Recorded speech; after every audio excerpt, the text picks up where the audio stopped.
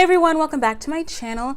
In today's video, we are going to do the August predictions. So I'm really excited because I'm doing these predictions with Sidereal Astrology. So if you missed my previous video, I discussed tropical versus sidereal and which one is more accurate and which one I'll be using on my channel. So I explained the reasoning behind that in my previous video if you missed it, but we're doing the predictions in Sidereal in this video. So with this video, we are using the Sidereal calculations. So the transits do shift a bit, the signs shift a bit. You guys probably know about Sidereal astrology. It does shift the signs back 24 degrees.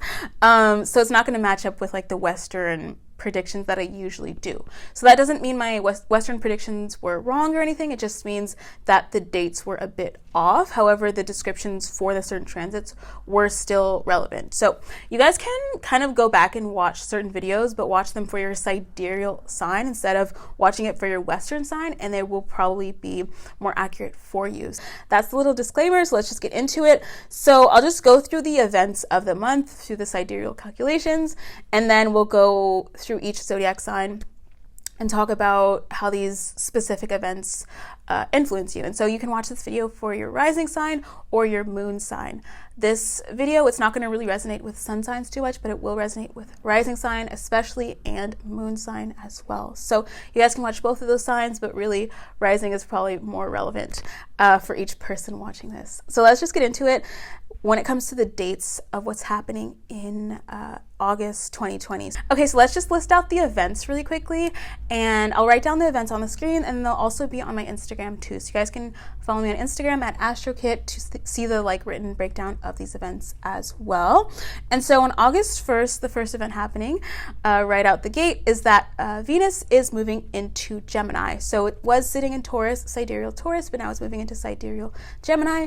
It's in the lunar mansion of Mrgashira. So throughout this video, I'll kind of briefly mention the lunar mansions and what they kind of represent as it pertains to your prediction.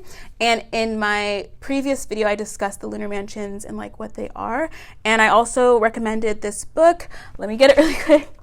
I recommended this book to you guys, which kind of talks about the lunar mansions, and this is basically the constellations that influence us on a very personal basis. And if you guys don't have this book, I really recommend it. It really clarifies astrology and gets really deep and really describes you in an almost scary way. So I'll kind of briefly mention the 27 Nakshatras, or lunar mansions in English, I guess.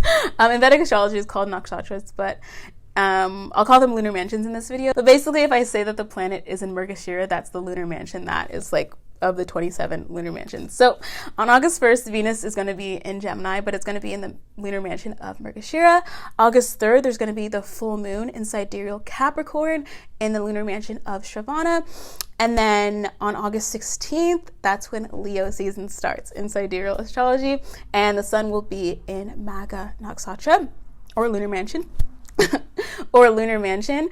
And then on August 16th, again, we're having Mars shift into Aries, and it's going to be in Ashwini Nakshatra. So August 16th is a really huge day next month. It's going to be really exciting. A lot of energy there. And then on August 19th, the new moon is happening in the sign of Leo, sidereal Leo. It's happening in Magha lunar mansion. So we're having this high concentration of Leo energy, and we're having this high concentration of Capricorn energy a bit because of that full moon happening, and then the new moon's happening in Leo. So the dates are on the screen, and we'll just go through the dates individually for your sign now. And like I said, you can watch it for your rising sign and your moon sign. Hey Aries, so let's get into your monthly prediction for the month of August and talk about what August has in store for you. So like I mentioned in my previous video and in this video, it's going to be using the sidereal calculations, which is different from Western astrology, Western calculations. So the dates shift a bit, the transits are shifting a bit from Western to sidereal. So if you missed my previous video, you guys can watch that to kind of catch up with the shift and change that I am doing on my channel from tropical astrology to sidereal astrology. So we'll just talk about your tropical transits, your sidereal transits, and really how they influence you this month or next month in August. So we'll just go through each of the dates and talk about how they specifically influence your life. So the first thing that's happening is that Venus is moving into the sign of Gemini on August 1st. So straight out the gate, we're having that energy on August 1st with Venus. So Venus, specifically for you, Aries rising especially, is moving into your third house. So what does this mean? In August, you're really going to feel this urge to communicate in a very creative way. I feel like with Venus transiting your house of communication, you're going to feel this urge to really communicate, but in a more fluid way. You're going to have this urge to really communicate, maybe in a poetic way. You might be doing a lot of creative writing. You might even have more of an active romantic life. You might feel the urge to flirt more, the urge to be more romantic. Venus does bring this sort of romantic, flirty sort of energy. And third house is all about communication and how we speak to people on a regular basis, what our hobbies are. I feel like this can also manifest for you as being very crafty. I feel like with, especially Venus is going to be in the lunar mansion of Mrgashira. And so Mrgashira is very much tied to fashion and decoration and jewelry and fragrances.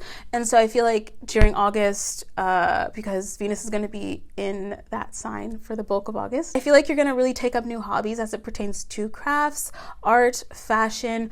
You're going to find yourself really spending and expending a lot of energy in that creative space, I feel like. And definitely it might have to do with fragrance. You might get a little bit creative, create some fragrances or buy new fragrances, buy new fashion pieces, feel more inclined to decorate yourself, adorn yourself, and just be really crafty. I feel like this crafty energy is really present with the lunar mansion of Mrgashira, and as well as Gemini, and Venus is going to be in Gemini in the third house. So you're really going to feel that sort of crafty, creative, romantic, poetic energy. So expect that when it comes to Venus in your third house.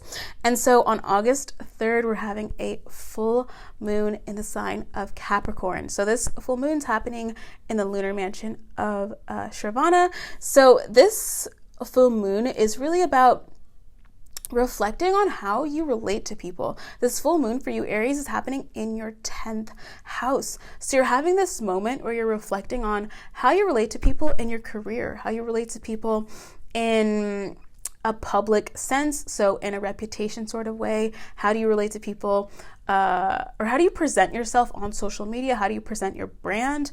I feel like this is all about the sense of branding for you and really paying attention to how people perceive that and how you connect with people based on your brand, based on your career. And there might be a certain ending or a certain completion as it pertains to career for you.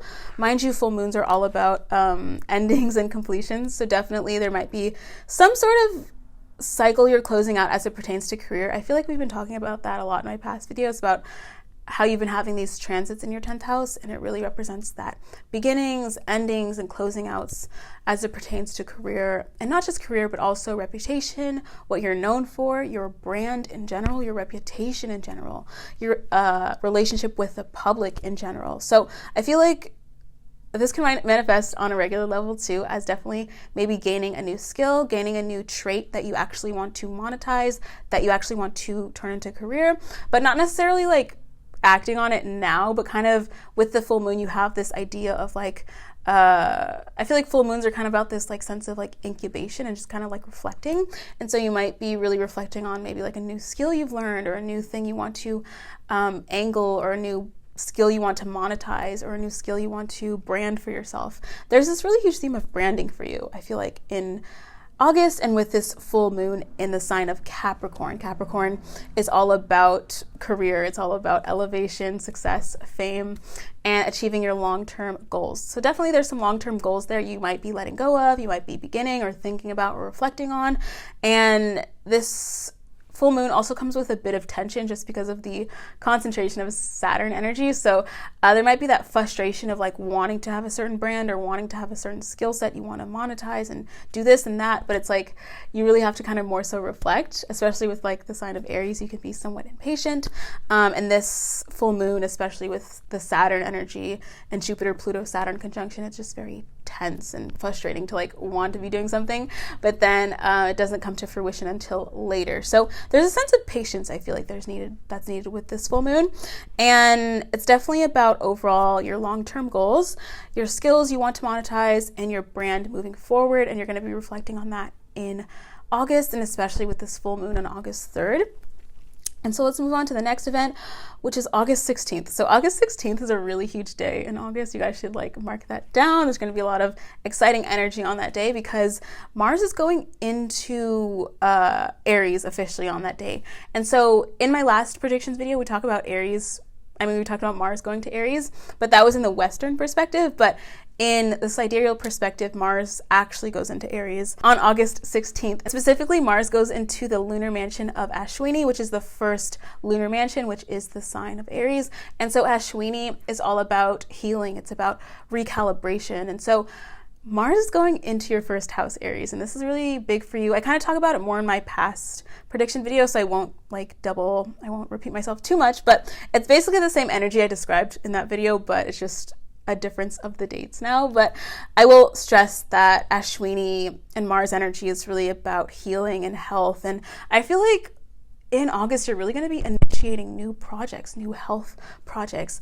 There's a sort of like new version of yourself you really are bringing forth in August, this almost like very healthy version of yourself, this version of yourself that is dedicated towards your success, dedicated towards health and healing and being this strong, vitalized energy. I feel like vitality is a huge word with this Mars transit.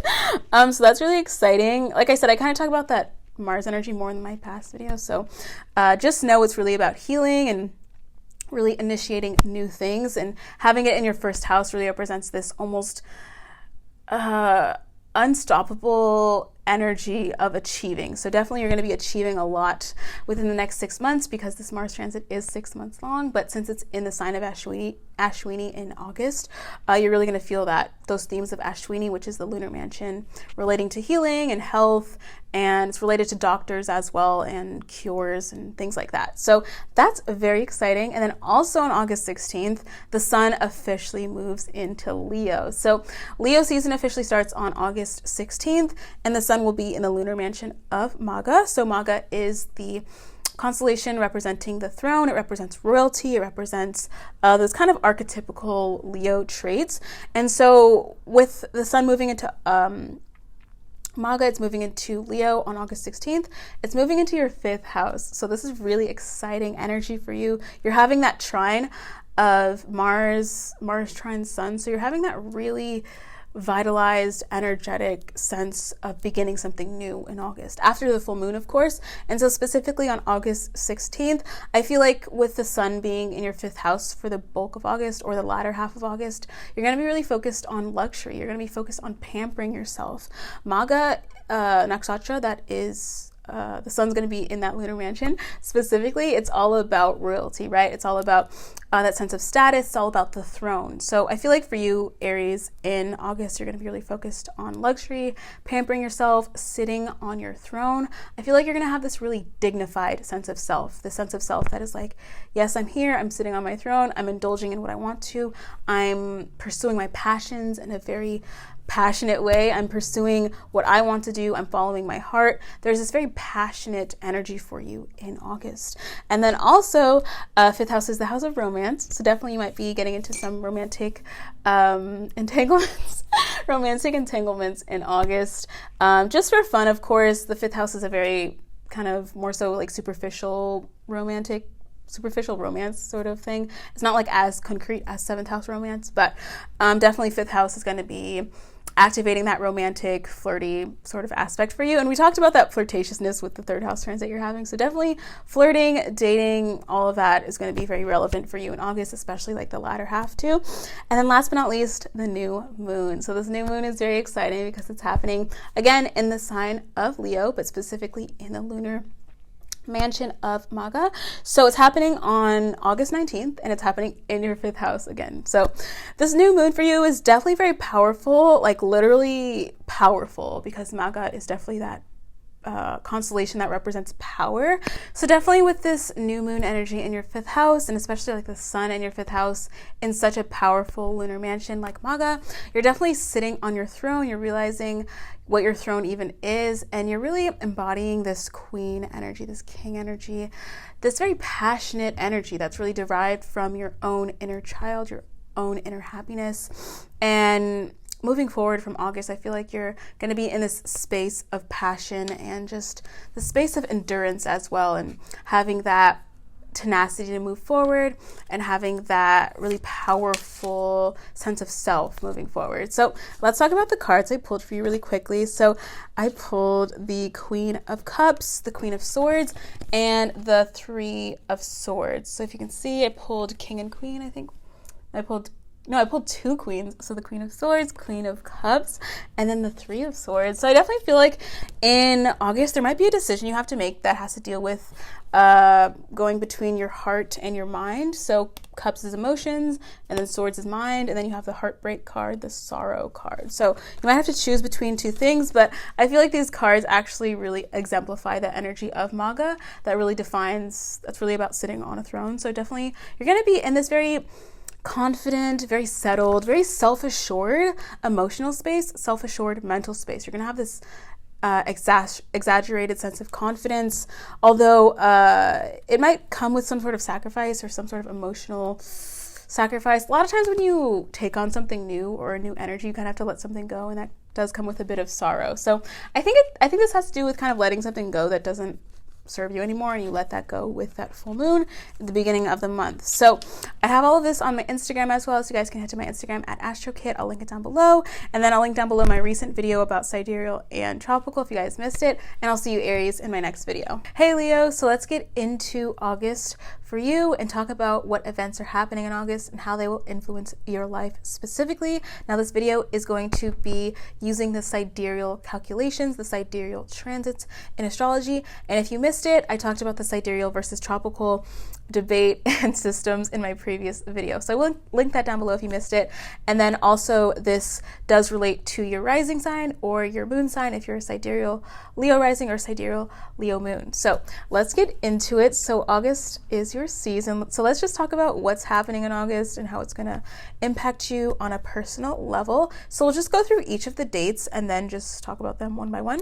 So first things first, on August 1st, straight out the gate, Venus is going into the sign of Gemini, and specifically Venus is going into the lunar mansion of Mrgashira, and I talk about what the lunar mansions mean kind of like in the previous video, so you guys can check that out. But essentially with Venus moving into Gemini, it's moving into sidereal Gemini, and it's moving into your 11th house. Now the interesting thing about Venus is that it's going to be conjunct the North Node for the beginning part of August in everyone's chart, so specifically it's going to be conjunct your North Node in your 11th house, and so that really represents this huge surge of energy as it pertains to socializing, social groups, even social causes you are a part of. Usually when the North Node conjuncts any planet in transit, it really almost exaggerates that energy quite a bit. So Rahu is going to be exaggerating that Venus energy quite a bit, aka the North Node.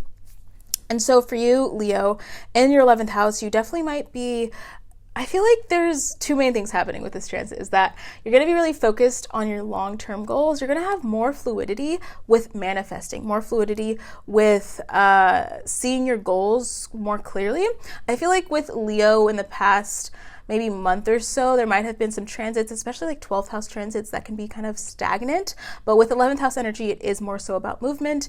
And then having Venus there, it kind of represents that harmony or fluidity with movement and specifically with your goals, your visions, your dreams. So definitely I see you guys more so having an easier time manifesting and seeing your goals clearly and seeing them all the way from beginning to end, because that's what 11th house is really about long-term goals, your long-term vision. So you have more harmony with that in August. So that's pretty exciting. And then also the other route with this is definitely socializing. So 11th house is socializing, social groups, whatever social group you are a part of, whatever clique you're a part of, wherever you are a leader maybe. And so definitely I feel like you might be having more fluidity when it comes to socializing. Again, with that 12th house transit you've been having, especially in the past couple of years, there's a lot of stagnation with 12th house energy, 6th house energy, that axis in general. And so you might have more fluidity as it pertains to partnerships, but more specifically like group dynamics. So harmony when it comes to socializing, internet socializing as well. 11th house is social media. So you might have a new social media project you undertake, or you start posting your art or your creativity and having a more more creative expression on social media platforms. So there's a lot of ways this can manifest, but I really see it mainly manifesting with social groups, having harmony within those social groups, maybe having new social groups, definitely expressing yourself online more, putting more creativity online, maybe publishing your art if you've never published it online before, things like that. And then also when it comes to goal setting and manifesting, you're going to see a lot more harmony and fluidity with that, considering this Venus transit, Venus in Gemini in your 11th house, especially conjunct to the North Node for that beginning part of August.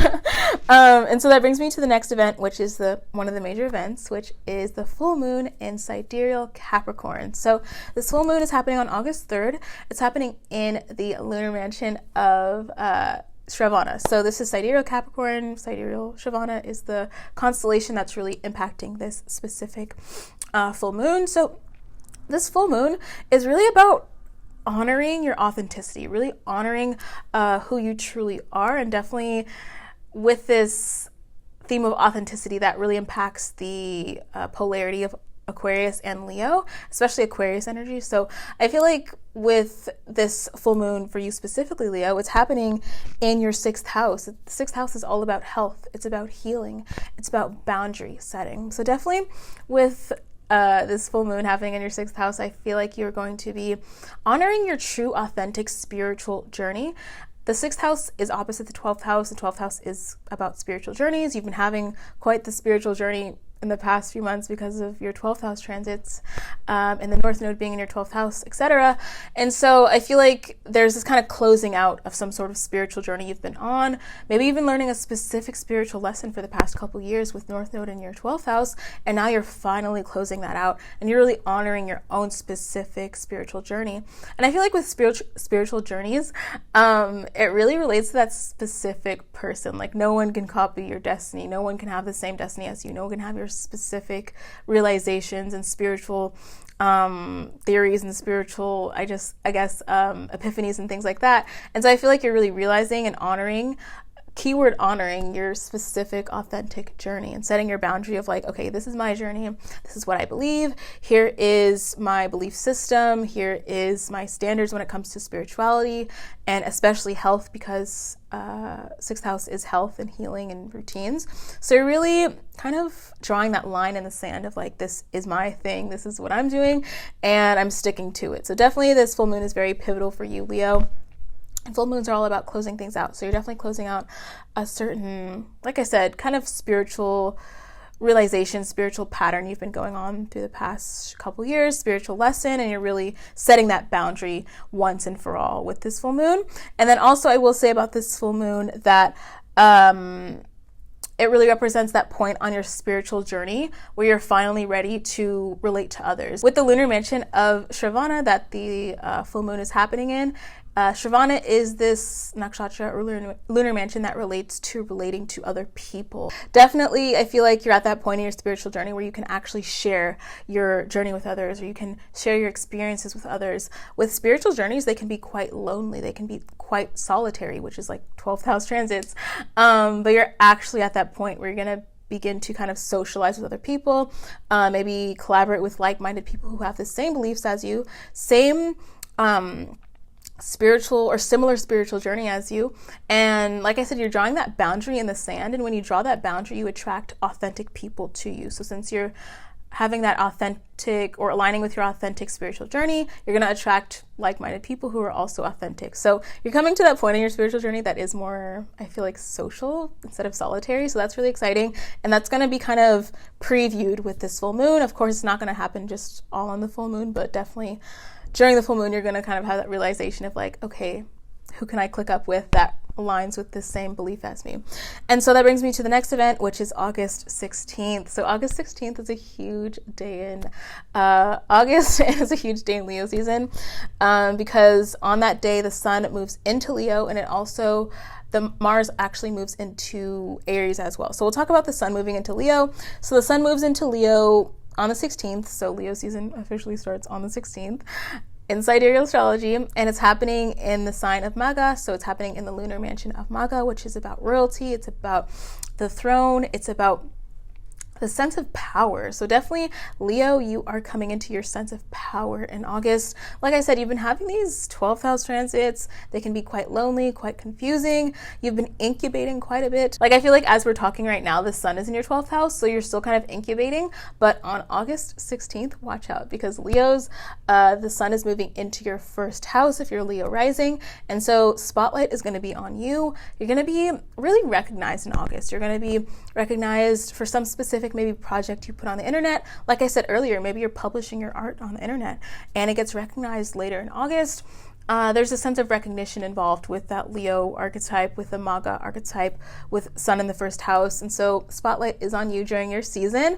And it's a very exciting spotlight just because you have been incubating. So once you come out of your shell and you're ready to shine bright and be the confident Leo that you are, you're really going to feel that admiration and recognition from other people and more of a social recognition on August 16th and especially after August 16th. So the latter half of August is Leo season, and you're really going to feel that recognition and admiration, and you're going to feel very vibrant and revitalized and very excited to be yourself. So that brings me to the next event happening also on August 16th, which is Mars going into Aries. Now, I talked about Mars going into Aries in my past prediction video, so like my July predictions video. So that description is still relevant. It's just that the dates are shifted because I'm now doing Sidereal. But I will just add, not to be repetitive, I'm not going to say the same things I said in the past video, so you guys can watch that video, but just to add, Mars is moving into Ashwini lunar mansion. So Ashwini is the first lunar mansion of the 27 lunar mansions, and Ashwini specifically is all about health and healing and kind of putting things, kind of aligning things to where they need to be and recalibrating yourself, recalibrating your life. And so Mars is going into your 9th house, and we talked about that in the past July video, but with Mars in your 9th house, especially in Ashwini on August 16th, there's this almost like new drive, this new vision you have that you are going to chase in a very unapologetic, very bold way. 9th house energy is very bold, it's very courageous, it's all about travel and expansion. So definitely you're going to be traveling and expanding your life in the next 6 months because that's how long this transit lasts. But especially in August, you're going to feel this it's almost like that saying of like a fire being lit under your butt. Like literally you're going to feel like that on August 16th. You're going to feel this fiery energy. And the lunar mansion of Ashwini is represented by horses. So if you think about a horse, it runs very fast, long distances. So there's that sense of like endurance and that sense of courageous pushing forward, especially after a period of stagnation. You're going to feel almost like, wow, where is this energy coming from? And it's coming from Ashwini and Mars moving into that lunar mansion of Ashwini. So definitely in the next 6 months, especially in August, on August 16th, you're going to feel that urge to focus on your health, really recalibrate your life, recalibrate your decisions, recalibrate your vision for life, because 9th house is like your vision and purpose and destiny and stuff. And so you're going to wake up and be like, okay, what have I been doing? I'm done stagnating. I'm done being solitary. I'm going to really chase my dreams now. So that's what August 16th is really having for you. And it's a really pivotal moment in the year, if not the most pivotal moment in the year for Leos specifically. And so let's get into the last event, which is the new moon. So the new moon is happening in your first house. So that's really exciting. It's happening in the lunar mansion of Maga. So Maga, like I said, is the lunar mansion that represents the throne. It represents royalty, power. In Sidereal astrology, Vedic astrology, Maga is kind of where everyone gets that stereotypical traits of Leo. So it derives from the specific constellation of Maga. And so if you're Maga rising, for example, you really feel that archetype strongly in your personality. But specifically with this new moon, though, on August 19th, it's really about recognition. It's about appreciation. It's really about sitting on that throne. That's what Leo is known for, sitting on that throne. Whatever your throne is, whatever sphere of life you're into, whatever career you're into, you're going to really sit on top of that. There's this sort of status elevation for you in August, and especially like elevation in life in general. And with this new moon, it really represents definitely that final step in the spiritual journey you've been on, where it's like you become the butterfly. This is this is like the official hatching, if that's the word, hatching of the butterfly after you've been incubating. So definitely incubation has been kind of like this keyword I've been feeling for Leos for the past couple years, especially because you've had North Node in the 12th house. And we talked about that in my previous video on my channel, but after that incubation period is that butterfly period. So definitely you are going to be the butterfly in August, especially August 19th, the latter half of August, which is Sidereal Leo season. So it's going to be a really exciting time where you just feel really in tune with yourself, really beautiful, really recognized, like truly getting back to that almost stereotypical Leo archetype. So that's really exciting for you, Leo. Let's get into your tarot cards. I pulled a couple cards for you. Time are we at? So I did pull the King of Pentacles, which is exciting, Knight of Wands. So, and I also pulled the Seven of Cups. So with these cards, definitely, I feel like the King of Pentacles is one to look at because King of Pentacles is the throne. It's all about sitting on that material throne, material success. I feel like that's a theme for you in August, is that you're going to achieve some sort of material success that you've been waiting to achieve, that you've been kind of almost like something where it's like you lost faith in it, or you've been trying to make it happen and it hasn't happened. But with King of Pentacles, it's about that material manifestation of something. So definitely you're going to be sitting on that material throne, that material success that you achieve in your life somehow in August. And then also this Knight of Wands, I feel like it really depicts that Mars and Ashwini I described, that Mars in the 9th house. It's like that riding the horse in a very passionate, fiery way. I feel like this is definitely like, if you could think about Ashwini in like one tarot card, it's definitely like kind of like this, where it's like riding a horse. But yeah, definitely you're going to be getting on your horse, sitting on your throne. Nothing is stopping you. There is no like doubt. There's no, oh, maybe this isn't for me, or maybe this is a loss of faith. I feel like there's a sense of self-assuredness and sense of boldness and vitality and confidence that we know Leos to have, right? And so this Seven of Cups represents options. So Seven of Cups is kind of like a mysterious card because it represents like options you don't really know about yet. So definitely I feel like you might have options about something in August, and it might have to do with direction in life. So like I said, Mars is going into Aries, so that really relates to like your direction in life and like what you want to choose to do.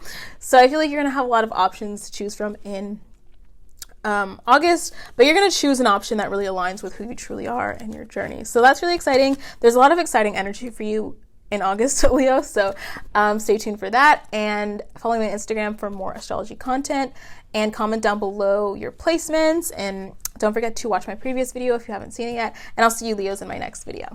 Hey Sagittarius, so let's get into the month of August and talk about the events happening in astrology in August and how they will influence you and your life on a personal level. So like I mentioned in my last video, moving forward on my channel, I'm going to be doing sidereal astrology. So this reading you're about to watch is in your sidereal astrology, so your sidereal chart, sidereal transits. And so with sidereal, it does shift the dates a bit, it shifts things around a bit. So I talk about that more in my previous video, but just another disclaimer. And so this video is relevant for your moon sign or your sidereal rising sign. So sidereal Sag moon or sidereal Sag rising, this is relevant for. So we'll just get into the events and talk about them one by one, and then talk about how they influence your life specifically. So starting on August 1st, straight out the gate, Venus is moving into the sign of Gemini. So Venus has been in the sidereal sign of Taurus. Now it's moving into sidereal Gemini. But for you specifically, Sagittarius, it's moving into your 7th house. So what's really unique about this Venus transit is that it is going to be conjunct the North Node for a bit in the beginning of the month. And so when a planet is transiting and it conjuncts the North Node, aka Rahu, it is kind of amplified. That energy of that planet, the energy of the traits of that planet is exaggerated. So I feel like in August, since Venus is going to be in your 7th house, there's going to be this exaggeration of partnerships for you, exaggeration of romance. Maybe a new partnership is beginning. Definitely, maybe even a new dating flame, a new romantic fling, something like that might start for you in August. I definitely see like a lot of romantic energy for Sagittarius, and we'll get more into that in a second, but definitely August 1st is the date when Venus officially moves into Gemini, and it's going to be in Gemini for the bulk of the month until September 1st. So that's really exciting. It's going to be in your 7th house of partnerships, so expect that to be emphasized in August. And so let's move on to this second event, which is the full moon in Capricorn. So on August 3rd, the full moon in Capricorn is happening in your second house. And so full moon in Sidereal Capricorn in the lunar mansion of Shravana, specifically about aligning with your authentic values. With this full moon being in your second house is all about values. It's about what you value on a material level, but also on a moralistic level. Second house we can really see with the second house what our morals even are, what are our values, what values do we kind of inherit from our family as well. And so this full moons represent that energy of culmination, ending, this energy of reflection as well. So definitely you're going to be reflecting on what your values are, what your morals are. You're drawing that boundary of like, okay, here's my values, here's my standards, here's my morals, I'm sticking to them. And especially since you have this 7th house energy activated, 7th house is about partnership. And in partnerships, it's kind of like a negotiation of your boundaries, a negotiation of your values, and negotiation of your morals as well. And whatever morals and standards you bring to a relationship, you have to compare it with a partner as well and see if it matches. So I definitely see that whole dynamic being highlighted for Sagittarius risings and moons in August, and really establishing what your boundaries are and values with this full moon, especially in Capricorn. Capricorn is all about regulations. It's about frustration a little bit too, because it does represent delays. So definitely with this full moon, you can expect to feel a little bit frustrated about maybe your morals and your standards aren't aligning with your partners or aren't aligning with the people you're attracting, but Saturn does promise sort of solutions over time. So you might not see the solution to this like full moon frustration right away, but you're going to see it manifest over the next few months. And you're really going to, with this full moon, establish a sense of authenticity and establish authentically what your morals and boundaries and morals and and values are, and then you're going to attract an authentic person based on those. So that's what this full moon on August 3rd is really about for you. And it also has to do with finance a bit, just because second house is finance. So you might have different values and strategies and morals as it pertains to money. And especially with the sign of Capricorn, the earthly signs, that does relate to money as well and finance. I feel like you're setting new financial boundaries as well, financial moralistic values towards money as well. And usually when you do, I feel like how you handle your money kind of represents a lot about who you are and what your beliefs are about yourself. So you're having that whole dynamic emphasized for yourself in August, especially on the 3rd and around the first week of August. And so that brings me to the next event, which is August 16th. So August 16th is a huge day in general in astrology in August, because there's two major events happening. So the first event happening is that the sun moves into Sidereal Leo, and specifically it moves into the lunar mansion of Maga. And so Maga is all about the throne. It's about royalty. It's about power. And so this sun is moving into your 9th house. So 9th house is the natural Sagittarius house.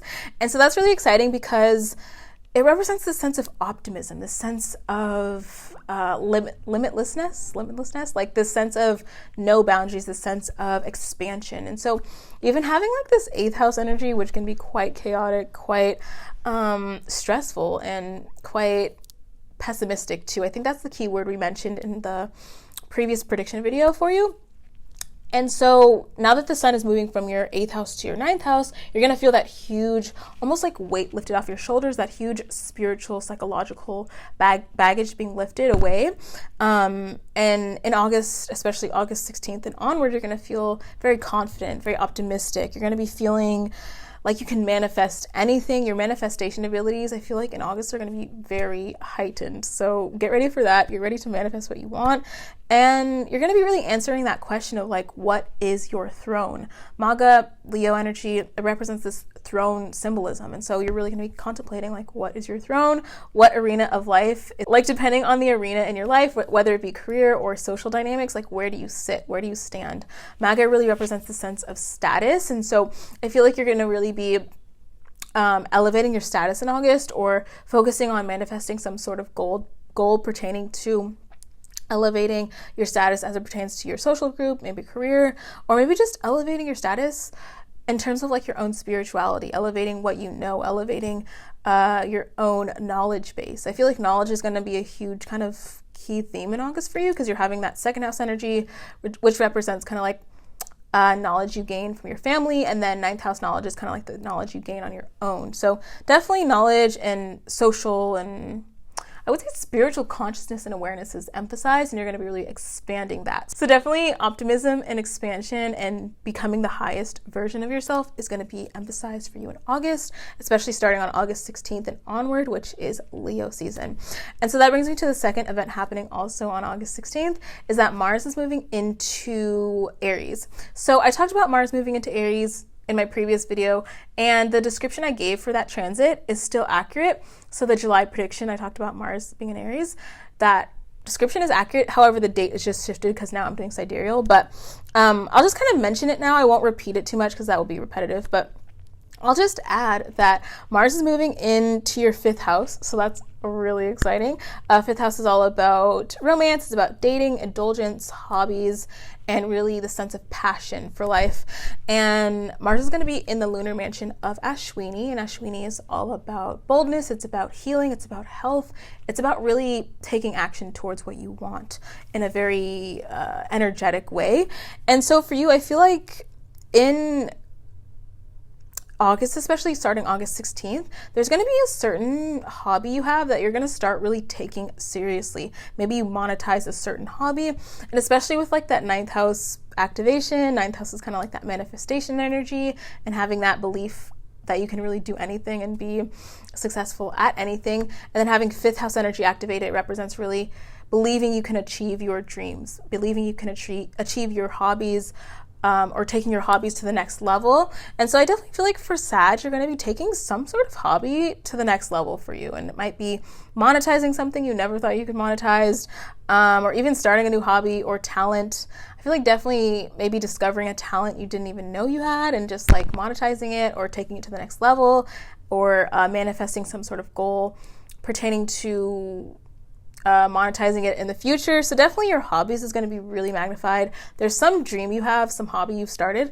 that's really going to take off in August. And then also 5th house, like I said, it's about dating and romance. So you might have some sort of romantic relationship like we talked about earlier, really take off for you in August, especially with that 7th house energy activated, 5th house energy activated. There's that really emphasized theme of romance and dating. So definitely a new relationship. Maybe if you're already in a relationship, there's like a new kind of romantic beginning for you guys.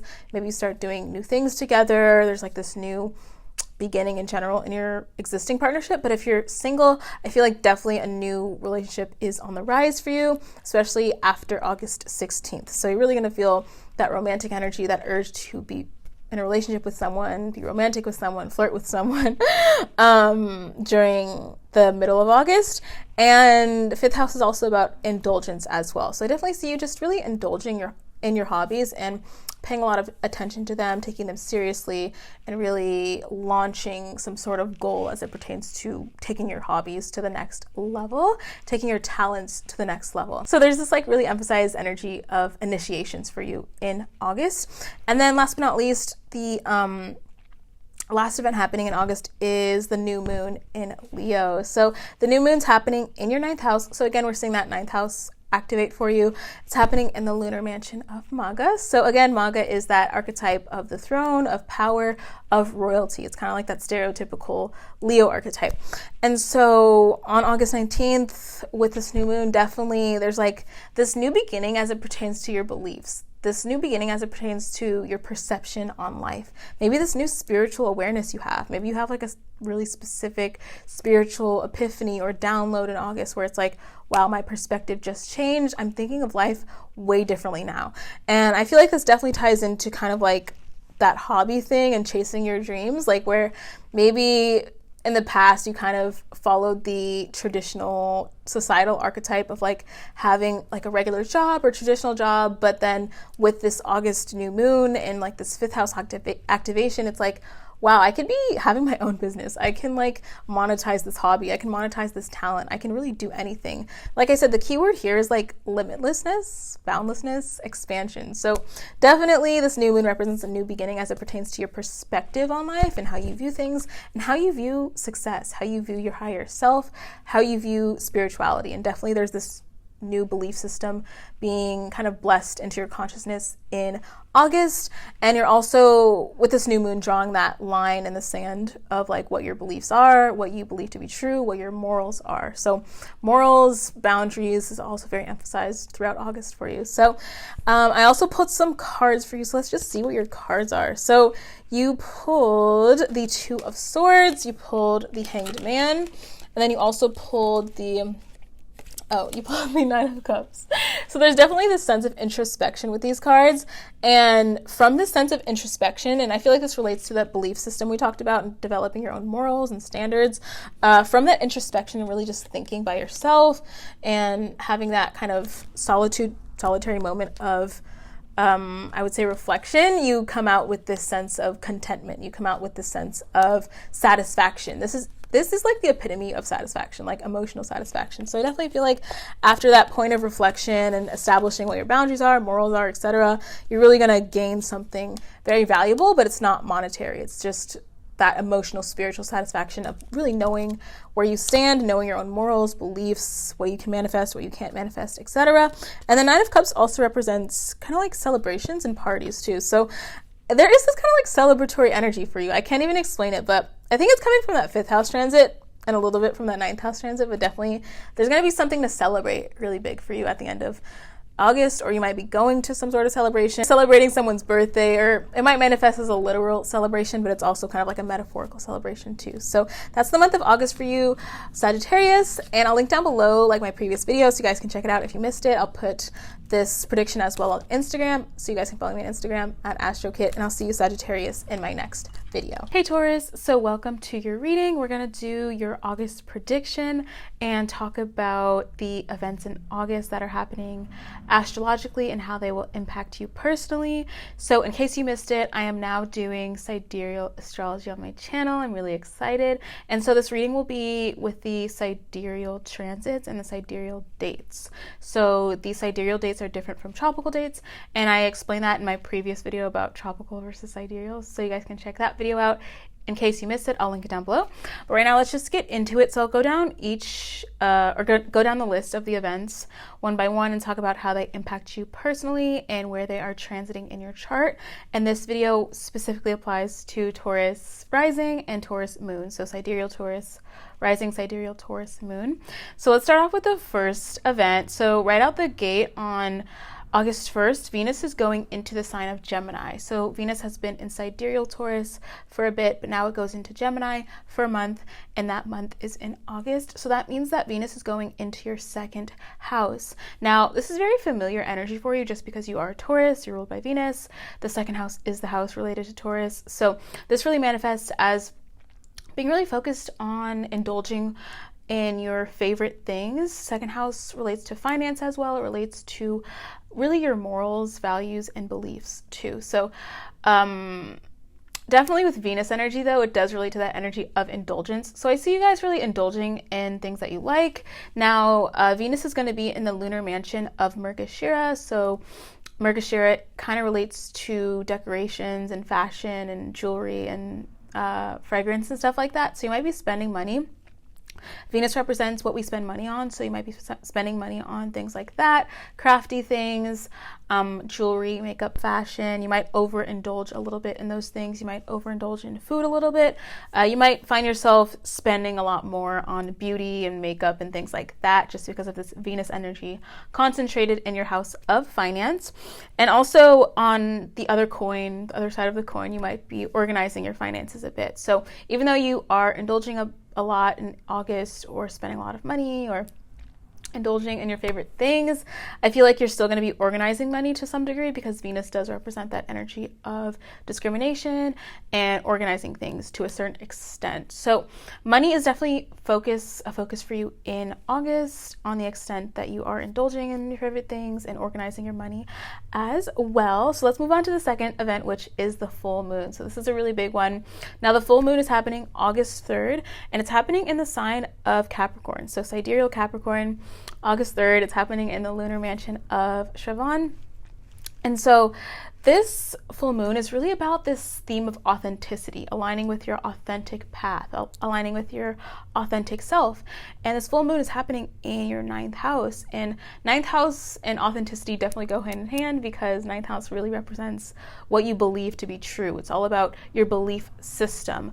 What is your inner truth? What is your true purpose? 9th house relates to Sagittarius. Sagittarius is ruled by Jupiter, so you really have that sort of truth sort of energy coming out in your life. And with this full moon, it represents a certain belief you're coming to, like a certain decision you're making on how you perceive the world, a certain decision you're making on your belief system, on your spiritual beliefs, especially with that 2nd house transit. 2nd house represents your beliefs that you get from your family. 9th house represents sort of like the beliefs you create on your own. So I sense for you in August, it's going to be a lot about belief systems, and this full moon's going to really mark a pivotal point where it's like you expand your consciousness to a certain point and decide, like, this is my perspective on life, this is my belief system, and really having this pausing moment where you have awareness of your spiritual power, your spiritual perspective on life. This is a very spiritual full moon for you. And not to mention, it's also in the sign of Capricorn, and Capricorn's ruled by Saturn. This full moon also is kind of closely, not conjunct, but it's going to be sitting right next to Saturn. And so Saturn really influences this full moon. Saturn is about delays, it's about restrictions. So this full moon, you can feel that sort of tension of like, okay, this is what I believe and this is what I want to put into practice, but maybe it's not actualizing yet. Maybe this vision that you have for your life or perspective isn't quite manifested yet, because 9th house is kind of about this idea of manifesting a certain vision, but Saturn kind of delays that a bit. So expect kind of like that tension of Saturn being projected onto that sort of optimism and expansion that the 9th house does bring, but at the same time, you are really reflecting on those 9th house themes of beliefs and expansion. And I feel like you're really establishing structure to your spiritual beliefs. Saturn does represent structure as well. And so specifically the lunar mansion that this full moon is happening in Shravana, the lunar mansion really relates to the sense of how you relate to other people. So I sense that after this full moon for you, Taurus, I feel like you're going to start relating to people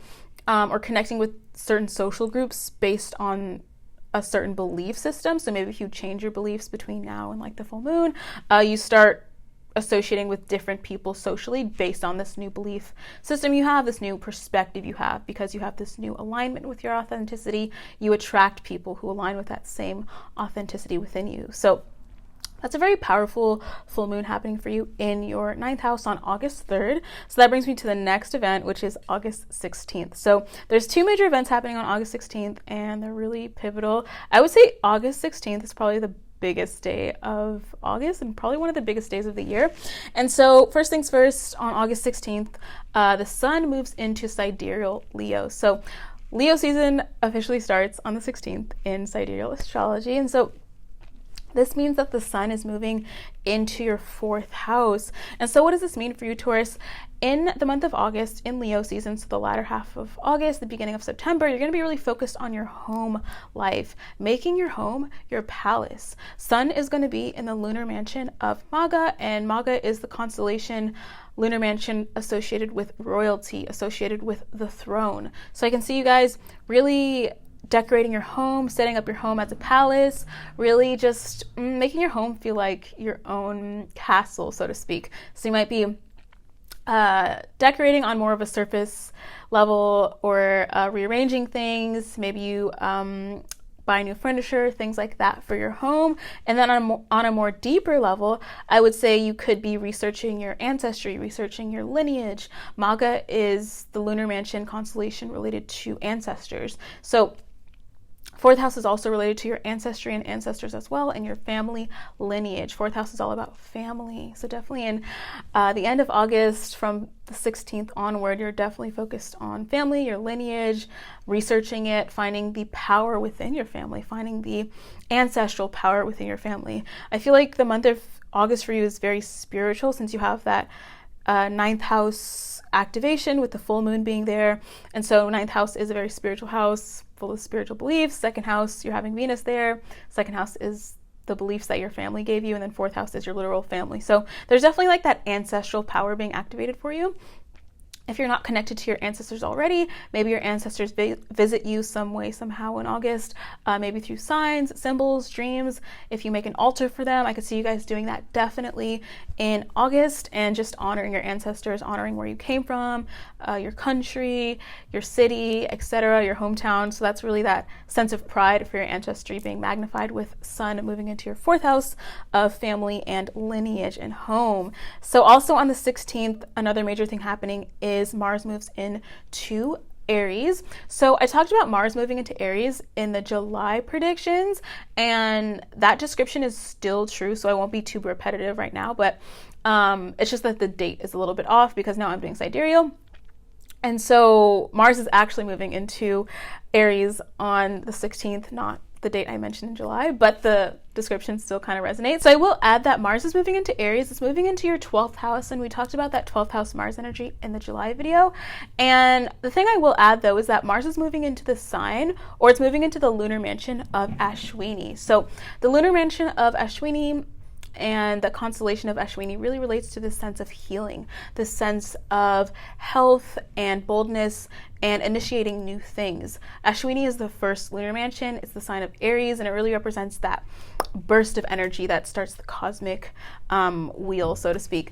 And so with this transit, I feel like you're going to be really focused on, starting August 16th for the next 6 months, because this is a 6-month transit, really focused on spiritual healing. I can see a lot of Taurus getting into some sort of spiritual healing science. So maybe like Ayurvedic healing things, or like there's like that Ayurvedic philosophy on health and medicine, or natural medicine, herbs,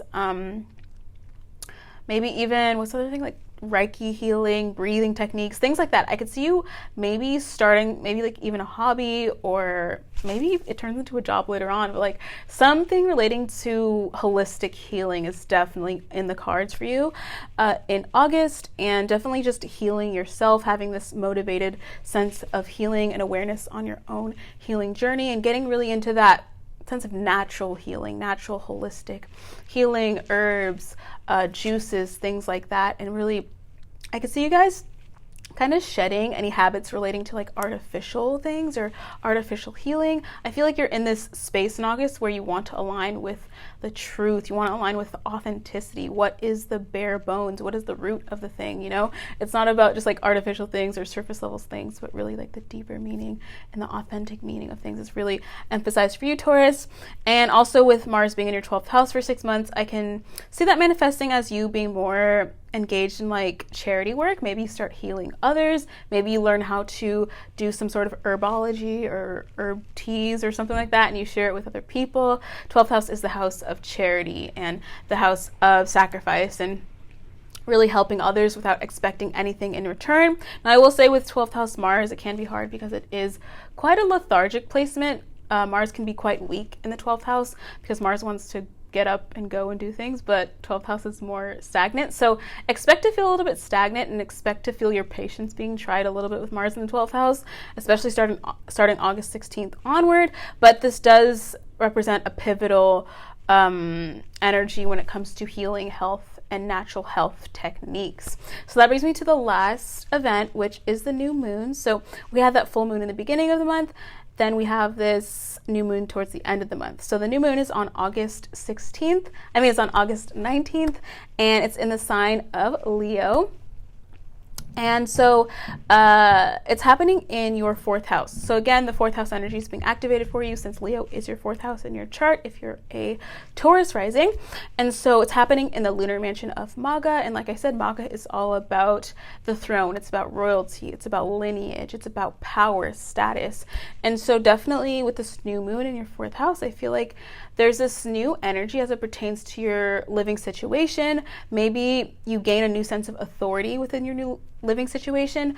Maga in that section of Leo in that constellation relates to authority. So maybe you take on like a new authority position within your home or family dynamic. I know that sounds kind of weird, but I know sometimes maybe you become like an auntie to someone, or you become like a big sister to someone, or you literally become an auntie, like maybe your sibling has a child. So you become sort of like an authority indirectly with this transit.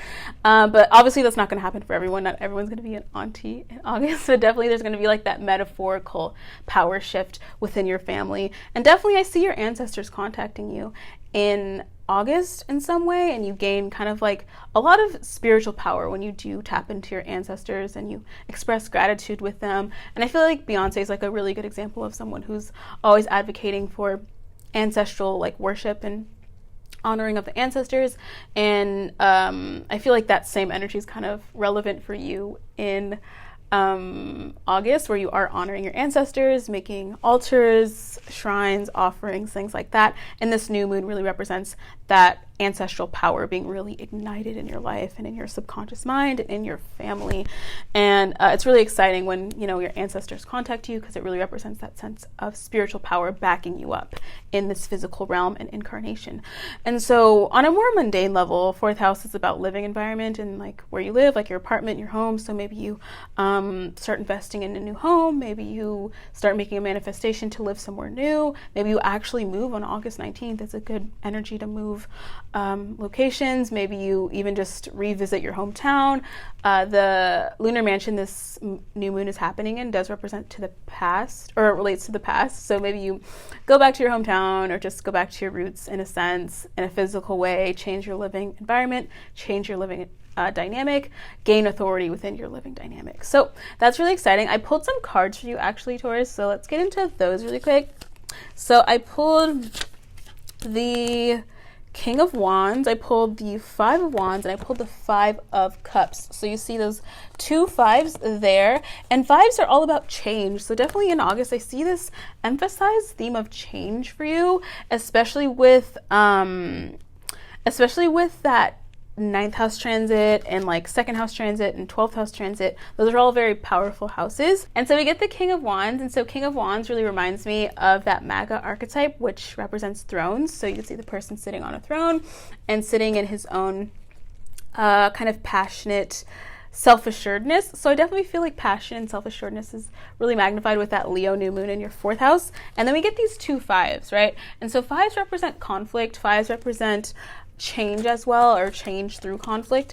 And so you might have some sort of conflict with your family, or just maybe with yourself or your own beliefs, and some sort of disappointment as well. But I feel like you experience some sort of change because of this disappointment, or because of some sort of conflict. So there's definitely some sort of conflict you're gonna face in August, maybe around the full moon especially. But I feel like what comes out of that is a sense of self-assuredness. And sometimes when we do go through conflict, afterwards we feel more powerful because we handle it in a mature way, or handled it in a way that was beneficial to us or those around us. So that is your month of August for Taurus. So link down below my previous video if you missed it. My Instagram is at astrokit, and I'll see you, Taurus, in my next video. Hey Virgo, so let's get into the month of August and talk about how the events happening in August are going to influence you and your life.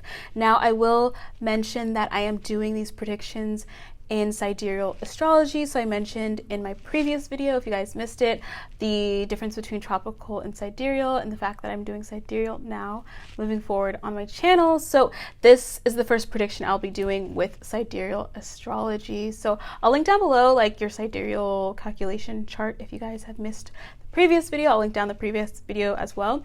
And so this video is more relevant for your rising sign, your sidereal rising sign, so sidereal Virgo rising or sidereal Virgo moons. So let's just get into it. We'll start off with like the events that are happening, and then just go through them one by one and just talk about how they influence your life directly. So the first event happening is that Venus is going into the sign of Gemini. So Venus has been in sidereal Taurus, but now it's going into sidereal Gemini on August 1st. So where does this land in your chart? It lands in your 10th house.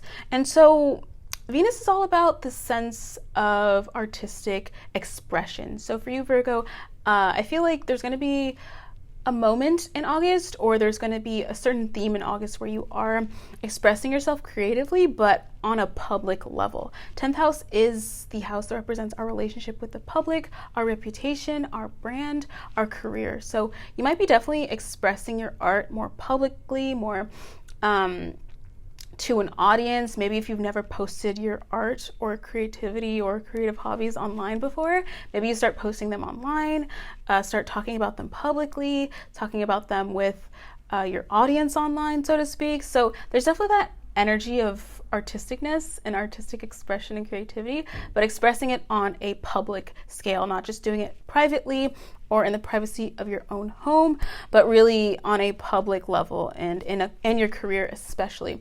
And you might even do something where it's like you take a creative, or you turn a project at work into a sort of creative outlet, or you put a creative spin on a you put a creative spin on a work project or something like that.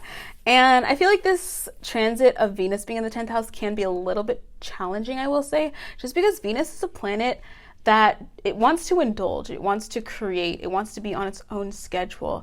It doesn't want to work necessarily super, super hard. And so 10th house is the house of hard work. It is the house of diligence and putting in that consistent, repetitive work until you achieve things, right? And so Venus being in the 10th, it can be kind of challenged because it doesn't really want to work as hard as the 10th house demands it to, if that makes sense. So you can feel kind of like that sense of like not really wanting to put in super hard work at work, or not being super diligent necessarily, but really wanting to have more of a creative flow, a more spontaneous flow, and really more of like an indulgent flow to your expression of your creativity and expression of how you work, instead of just working without really adding that creative spin to it. So definitely, I feel like that's the challenging side of Venus being in your 10th house, is like, I don't want to work. It's kind of like I'm not really trying to work as hard as possible, but just kind of trying to be creative. So it's really good to channel that creative energy and nurture that creative energy rather than trying to overwork yourself, because when you overwork yourself with Venus in the 10th, it kind of doesn't work out the way you want it to. So that's that Venus in the 10th, and that's going to be in your 10th house for the entire month. So from August 1st to September 1st. And then let's go to the next event, which is the full moon. So the full moon is happening August 3rd in the sign of Capricorn. So Sidereal Capricorn is happening in the lunar mansion of Shravana. And so Shravana and the lunar constellation that's associated with Shravana and the themes of that constellation really relate to how you relate to other people. How do you listen to other people?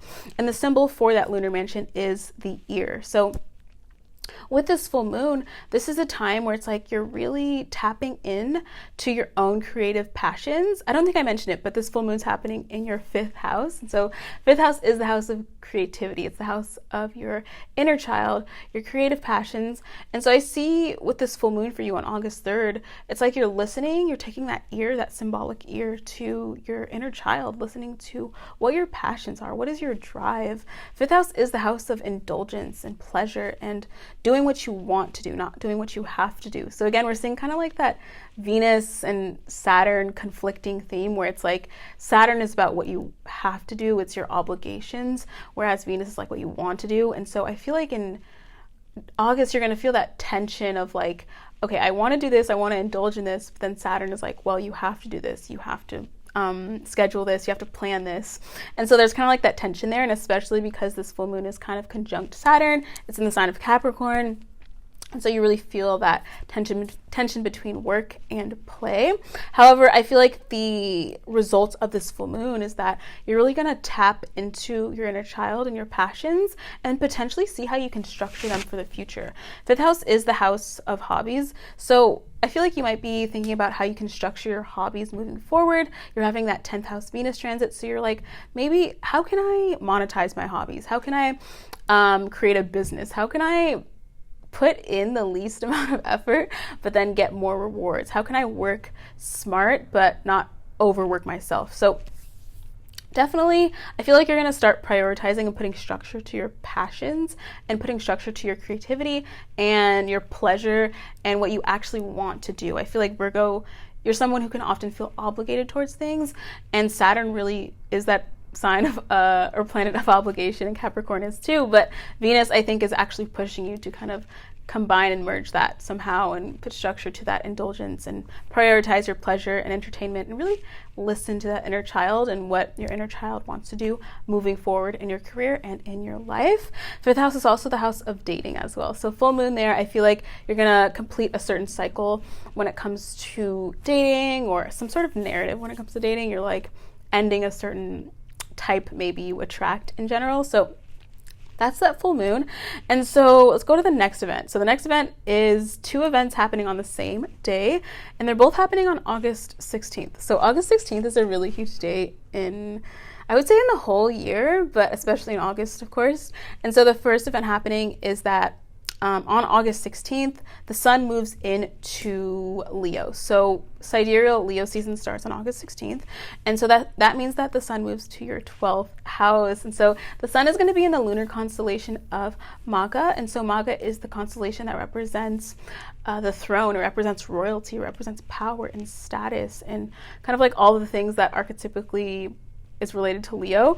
And so that's your 12th house. So sun is going to be in your 12th house for Leo season before Virgo season starts. So this is a time where you really tap into your own inner power, your own, you empower yourself from within. The 12th house really rules our subconscious mind, our shadow. It's not really like the superficial part of us that everyone sees. That's the first house. So when you have sun in the 12th house, it's like you're really focused on that inner self, your soul, really focused on maybe doing soul work, shadow work.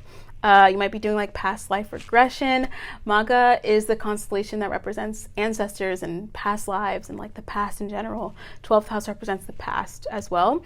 And so you might be really focused on the past in a sense in August, and really focused on like your own past lives, your own lineage. Where do you come from? What is your most recent past life? You might be really digging deep into that.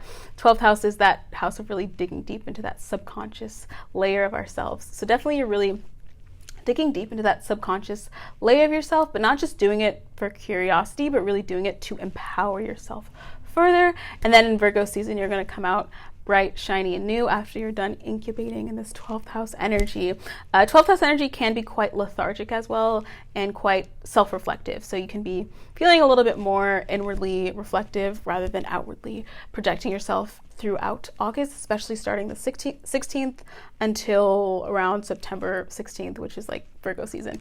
So that brings me to the next event happening on the same day. So Mars is moving into Mars is moving into Aries on August 16th, and I talk about Mars moving into Aries in my July predictions video, and that information is still relevant in that video. However, the date just is mixed up because now I'm doing sidereal astrology, but I won't be too repetitive because the same description still kind of applies. But I will add that Mars is moving into Ashwini. Like I said, Ashwini is the lunar constellation that represents healing, represents health and wellness and beginning new things. Now Mars is going to be in your 8th house, so definitely you're going to be beginning some sort of project as it relates to occult knowledge. 8th house represents our subconscious mind. It represents occult knowledge. It represents secrets.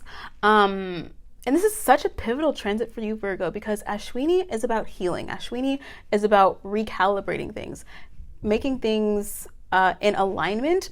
And so 8th house is about psychological baggage. So I see you guys definitely healing your psychological baggage, definitely doing that much needed shadow work. Again, we talked about how you're having that 12th house transit. 12th house is like shadow work. 8th house is shadow work. So you're having this concentrated energy in your 8th and 12th houses of like shadow work. And so the good thing about Mars being there is that Ashwini wants to heal things. Ashwini wants to make things correct. Ashwini is represented by a horse, and horses have that endurance, they have that tenacity, and they have that kind of courage to do things, if that makes sense. So when it comes to Mars being in Ashwini in your 8th house, you have that courage, that drive, that endurance to really do that shadow work, do that psychological healing, clean your psychological mind, your baggage. And I know with Virgos, I feel like you're somebody who is, I feel like you're someone who already is very well knowledged or well versed on psychology anyway, so I definitely feel like psychology is going to be a huge theme in August for you, especially August 16th, and really healing that healing your psychology, healing your psychological baggage, and doing the shadow work, integrating your shadow and letting go, having like that having that psychological deep clean of your mind. So that's really powerful. And so that brings me to the last event, which is the new moon happening in Leo. So that's happening in your, I don't know why I'm laughing. Okay, Virgo, so that new moon is happening in your 12th house. I don't know why you Virgos are making me laugh tonight. Okay, so the new moon's happening in your 12th house. So again, we're having that 12th house activation. This new moon's happening in the sign or constellation of Maga. So again, we're seeing that Maga theme play out throughout August. It is Leo season, it's Maga season. So Maga represents the throne, it represents power, lineage, ancestry. So with this new moon in the 12th house, there's going to be like this new spiritual beginning for you. This new spiritual, I feel like your inner self is really coming to the forefront, like almost like that authentic person within you that maybe you've had trouble projecting in the past is going to be really developed in August. And by the end of August into Virgo season starting in September, you're going to have almost like that new refreshed sense of self. I see like that process of like a caterpillar going to a butterfly in August for you. And there's like this new beginning. There's this new sense of self where you like heal your inner child, you heal your inner baggage, or you get rid of your inner baggage. And you really become this new person, not because you did anything physical, but really because you did the psychological work, the spiritual work, that really challenging spiritual work that can be kind of terrifying, especially with like 12th house being the house of secrets and shadows, and 8th house being kind of like the same way. So I feel like with this new moon, it brings like that kind of almost protected energy, that bold energy, that courageous energy to do necessary shadow work. And the new moon represents a new spiritual beginning for you. And I definitely feel like your ancestors will be watching you in August. Maga is the constellation that relates to ancestors, and 12th house represents the things that are unseen. So I definitely feel like your ancestors can be visiting you in August through signs, through dreams. 12th house is the house of dreams, so definitely dreams about your ancestors, grandparents, maybe ancestors you didn't even know of will visit you, and maybe they call you to make an altar for them, or maybe you make an altar on your own. But when you have that ancestral power in your life, you really become spiritually powerful in this realm. I think I just talked to Taurus about this, but like Beyonce is a good example of someone who really honors her ancestors, and with ancestral worship and ancestral channeling, you really tap into that power within your own lineage, your own family. Everyone has ancestors, right? So there's that emphasized sense of ancestors and ancestry in August for you, and really tapping into your ancestors and them tapping into you, them protecting you and protecting you through this kind of tumultuous journey of shadow work, which can be terrifying. But it's very liberating at the end. So expect by the end of August, end of Leo season, to be very liberating for you. There's this new version of yourself on the horizon. Oh my God, you guys, on the horizon. And so let's talk about the tarot cards I pulled for you. So I pulled the 9 of Pentacles, the Hermit, and the 7 of Wands. So essentially, I feel like this really relates to, especially like the Hermit card represents that 12th house transit, that 8th house transit, where it's like you're really going within. You're going within your shadow, your subconscious mind. You're having that incubation. Hermit is definitely like that person who is incubating, that person is going within. That wise man who like lives in a cave is the archetype of the Hermit. And so with this 9 of Pentacles, I see this as you at like the end of August, or kind of like mid-September, where it's like you have that independent spirit, you have this luxurious garden, if you can see it. And this is the card of independence, the card of like, I don't need anyone to make me feel good. I can stand on my own. And 7 of Wands here represents conflict. And so I feel like on this road of shadow work, you do face that kind of inner conflict energy within yourself. However, it does kind of lead to that sense of independence and liberation, even though you do have inner conflict sometimes, which is necessary on any healing journey, which is the theme for you in August. So that is your month of August. I'll link down below my previous video if you missed it. My Instagram is at AstroKit. I'll be putting this prediction on my Instagram so you guys can just screenshot it too. And I'll see you guys in my next video. Hey Capricorn, so let's talk about the month of August and talk about how the events in August August will influence you on a personal level. So if you guys missed it, I am now doing sidereal astrology on my channel. So this is the first prediction video I will do in sidereal astrology. So using the sidereal measurements and placements and dates and times and stuff. So I'll link down below my previous video where I talk about tropical versus sidereal and the difference. And I'll also link down below where you can calculate your sidereal chart. So this is for sidereal Capricorn risings, sidereal Capricorn moons. So moon and rising is the sign you want to use for this prediction.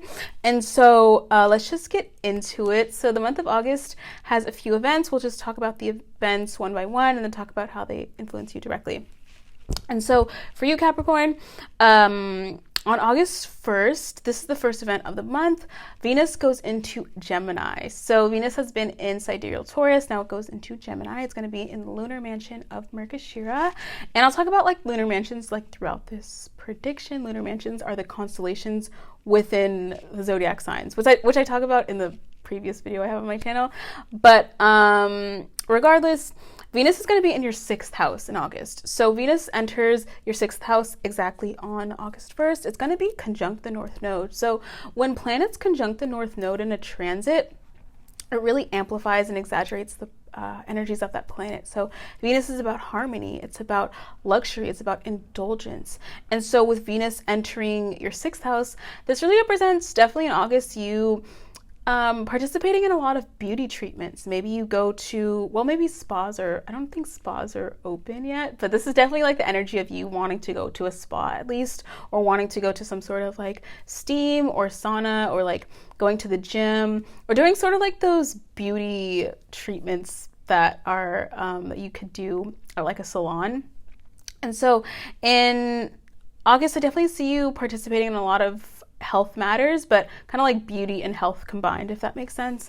And maybe you even do like a facial for yourself, or you just really feel passionate or have the urge to beautify yourself, but more so like natural beauty treatments, doing a lot of skincare treatments. This is like the energy of like natural holistic skincare.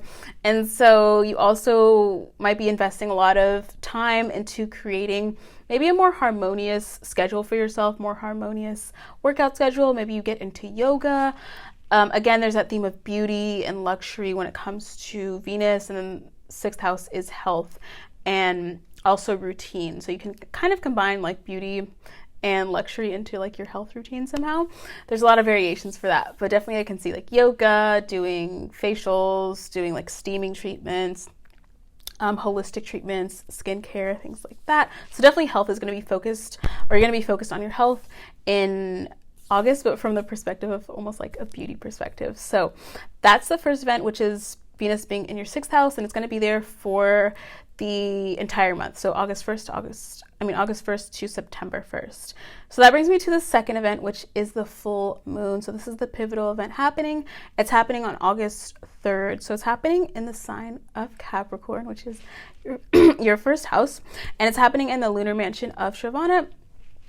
And so Shravana is a constellation that represents how we relate to other people. It represents listening. It represents, it literally represents an ear. So the symbol for Shravana is an ear. So definitely with this full moon, it's a moment of contemplation for you, a moment where you are kind of putting an ear to the events in your life, putting an ear to the people who you associate with. 1st house does oppose the 7th house, so relationships are kind of affected too by this full moon. So definitely you might be kind of contemplating who you associate yourself with.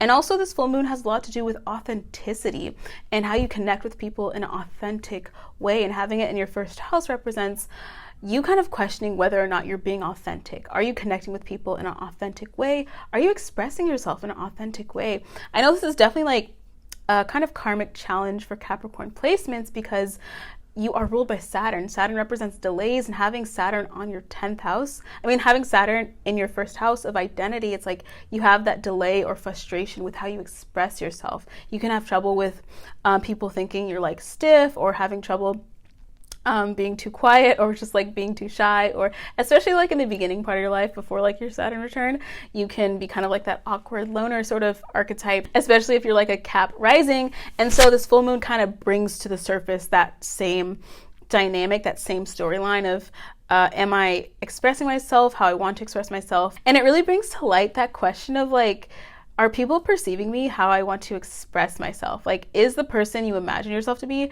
actually how people perceive you? You're really going to be thinking about that with this full moon.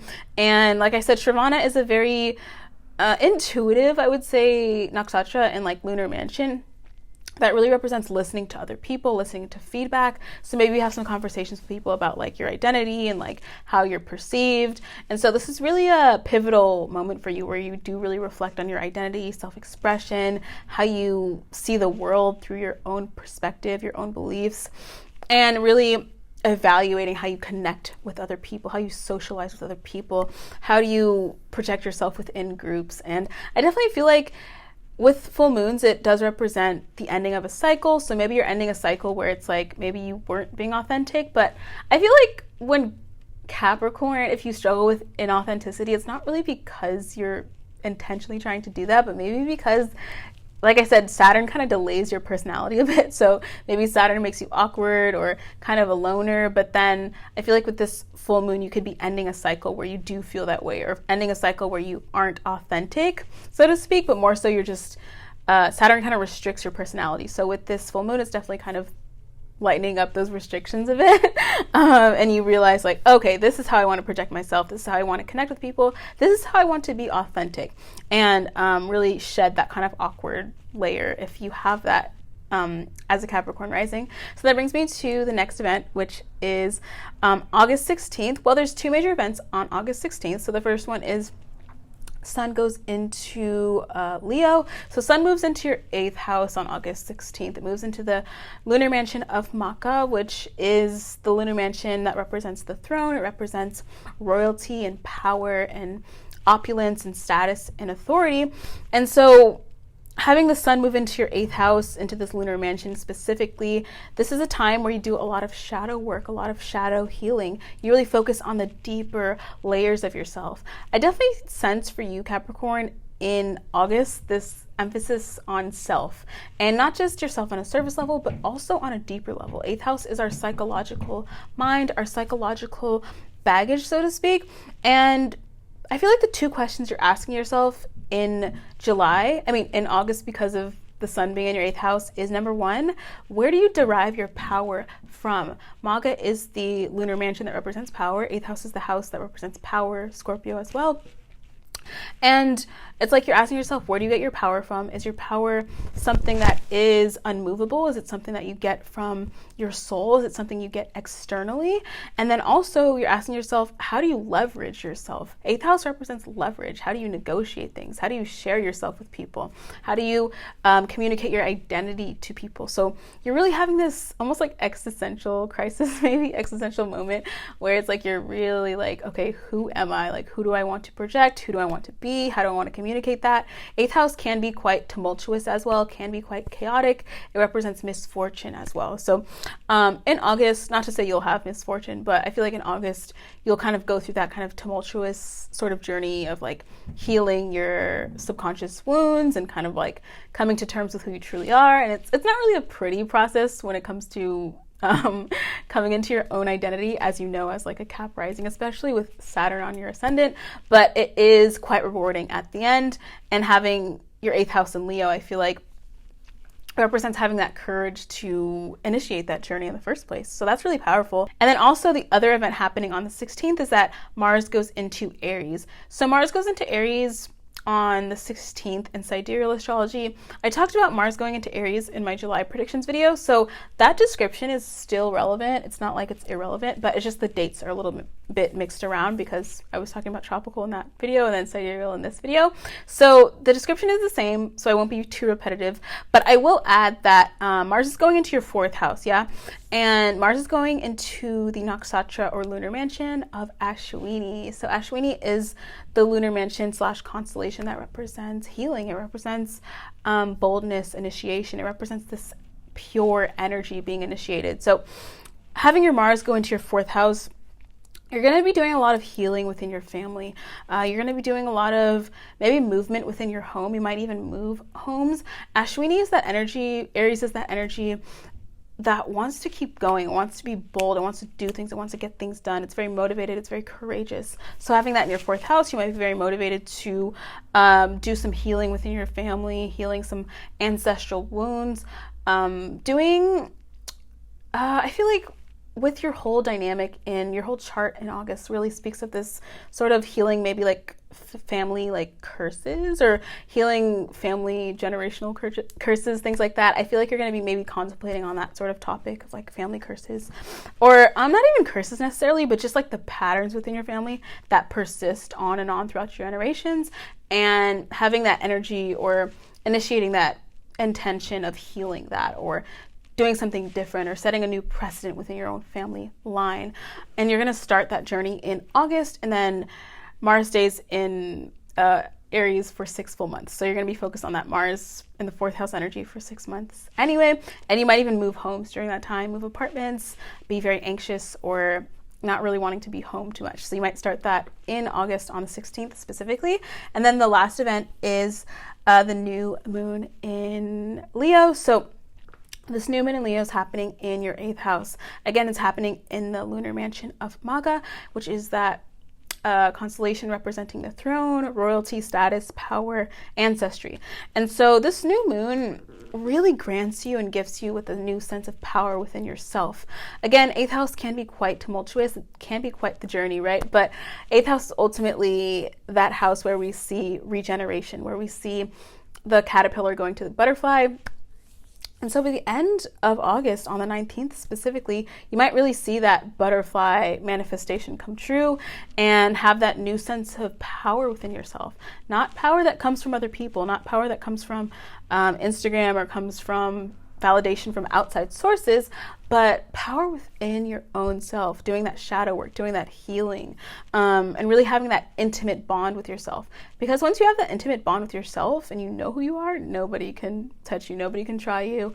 You feel so much more confident because you did that inner work on yourself. So definitely, I see a lot of that inner work going on for you in August, and potentially emerging with like a new, more empowered identity by the end of August. And if you feel confused about like your identity and like how you're perceived and how you approach the world in the beginning of August with that full moon, it's kind of intentional, because by the end of August, you're going to be more empowered and more, I would say, decisive about who you are and who you want to be moving forward in your life. So that's really exciting. I pulled some cards for you actually. Let's see what your cards are. So I pulled the sun and the moon. So that's so powerful. I feel like that's really rare to pull like both. So I pulled the sun and the moon, which is like two sides of the coin, right? One is brightness, one is kind of more tied to darkness. And then I pulled the 7 of swords. So I feel like the spread is very, very like literal, where it's like 7 of swords represents kind of conflict and mental conflict with yourself. And so I definitely feel like you might go through that mental conflict, like I said, of that healing journey that comes with 8th house energy, and you're having all those 8th house transits, but it's very empowering. The sun represents identity, it represents that empowerment, and the moon represents our subconscious mind. So if you think about it, sun is kind of like our external personality, and then moon is kind of like our internal personality. So you're definitely having that inner conflict, 7 of swords, between your external personality and your internal personality. But at the end of August, you're going to kind of integrate those two things, and through that conflict you become empowered, you become the sun, right? So that's what you want to be. So that's really exciting. I'll link down below my previous video if you missed it, which is about the tropical versus sidereal thing. And then I'll link down below my Instagram, which is AstroKit, because I'll post the predictions on my Instagram if you guys want to screenshot it. So I'll see you Capricorns in my next video. Hey Gemini, so let's get into the month of August and talk about how the astrological events happening in August will affect you on a personal level. So in this video, I will be doing sidereal astrology. I'll be reading your predictions for the month with sidereal. So in my previous video, I explained the whole tropical versus sidereal thing, and the fact that I'm doing sidereal now moving forward on my channel. So this is my first prediction with sidereal. So this is for sidereal Gemini risings or sidereal Gemini moons. This is for moon and rising signs. So let's just get into it. So to start off, we'll just go through each event and then talk about how it affects you on a personal level. So on August 1st, right out of the gate, we're having Venus go into the sign of Gemini. So Venus is going into your home sign. It's going into the lunar mansion of Mrgashira. So Mrgashira is the constellation that Venus will be in, and Mrgashira is the constellation that is tied to deer symbolism. It also represents fashion, it represents beauty, decoration, and so that's going to be influencing your first house. And so if you're watching this, you might be Mrgashira rising, depending on your like Vedic chart or your sidereal chart, but regardless, Venus is going to be in your first house. And so Venus is that planet that represents luxury, it represents indulgence, it represents partnership and beauty. And so in August, I definitely see you like being very invested in beautifying your appearance. The unique thing about August and this Venus transit is that Venus is going to be conjunct the North Node in your first house in August. And so when the North Node conjuncts a planet, it like amplifies the energy of that planet. So Venus energy is going to be really amplified in your personality. It's going to be amplified in your appearance, because first house does represent personality, appearance, and how you approach the world. So you'd be definitely more invested in approaching things in a more harmonious way, in a more melodic sort of way, in a more, I guess, beautifying sort of way, or in a way that contributes to the beauty in your life. And on a more mundane level, you guys can be doing your hair, doing your makeup. If you're a guy, maybe just like doing your beard or something. And then also you feel a little bit more flirty, more inclined to flirt with people, be a little bit more romantic for no reason. There's this very romantic and flirty energy for you in August because of Venus influencing your first house. And like I said, Mrgashira is that planet, not planet, it's the constellation that represents sort of like decoration and that energy of flirting with the opposite sex. So you can expect that definitely in August. And then you have the North Node really amplifying that Venus energy as well. And also, I will say that Venus does represent the energy of discrimination, the energy of kind of categorizing things. So you might be categorizing or kind of just weighing out your options as it pertains to romantic options, as well as maybe just like your space in general, or how you dress, how you do your makeup. There's this kind of energy of realigning or recreating your aesthetic. I definitely see you making Pinterest boards with new aesthetics, new hairstyle. It's really about this physical appearance in August for you. So that's really exciting and unique. So let's move on to the next event, which is on August 3rd. So on August 3rd, the full moon is happening in the sign of Capricorn. So there's a full moon, and full moons represent the energy of endings, the energy of culmination, the energy of reflection. And so this full moon in Capricorn, this full moon's also kind of conjunct Capricorn. It's not exactly conjunct, but it's sitting next to Capricorn, or it's sitting next to Saturn. So Saturn is definitely a huge influence on this full moon, and it's happening in your 8th house. So this is definitely very pivotal for you because 8th house is all about regeneration. It's about transformation. So this is a very transformative full moon for you.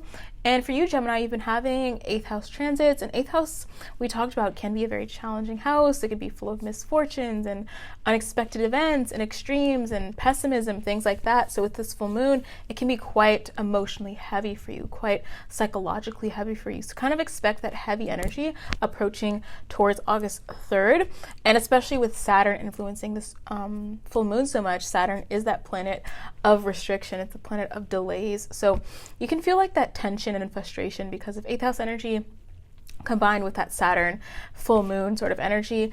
However, this full moon is happening in the lunar mansion of Shravana. So Shravana is the constellation that represents how we connect with other people. It represents the symbol for that constellation, Shravana, is the ear. So Shravana has a lot to do with listening and has a lot to do with like counseling other people and how you connect with other people. And so this is definitely a time where you're kind of listening to your inner dialogue. Again, that ear symbolism is very prevalent with this full moon, and 8th house represents secrets as well. It represents our psychological mind. So I feel like you're kind of holding your ear to your own psychological mind, your own shadow self. 8th house kind of deals with shadow work as well. So definitely, I feel like you're closing out a chapter as it pertains to your shadow work journey. Shadow work is definitely very heavy. It's hard to do. It's exhausting, which is very 8th house themed. And so full moon is closing out that sort of heavy shadow work journey you've been on.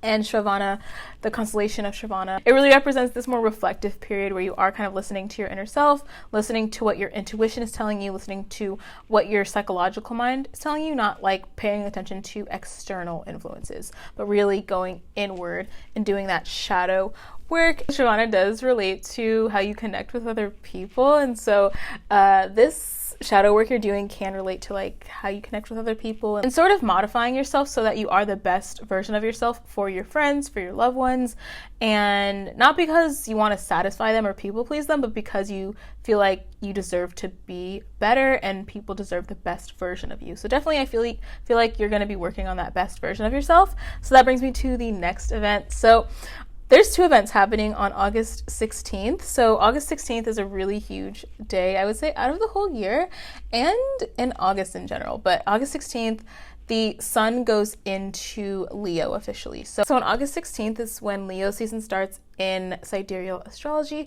So that means for you, Gemini, the sun is moving into your 3rd house. So from August 16th to about September 16th, the sun is going to be in your 3rd house. 3rd house is kind of like your home house just because 3rd house represents Gemini.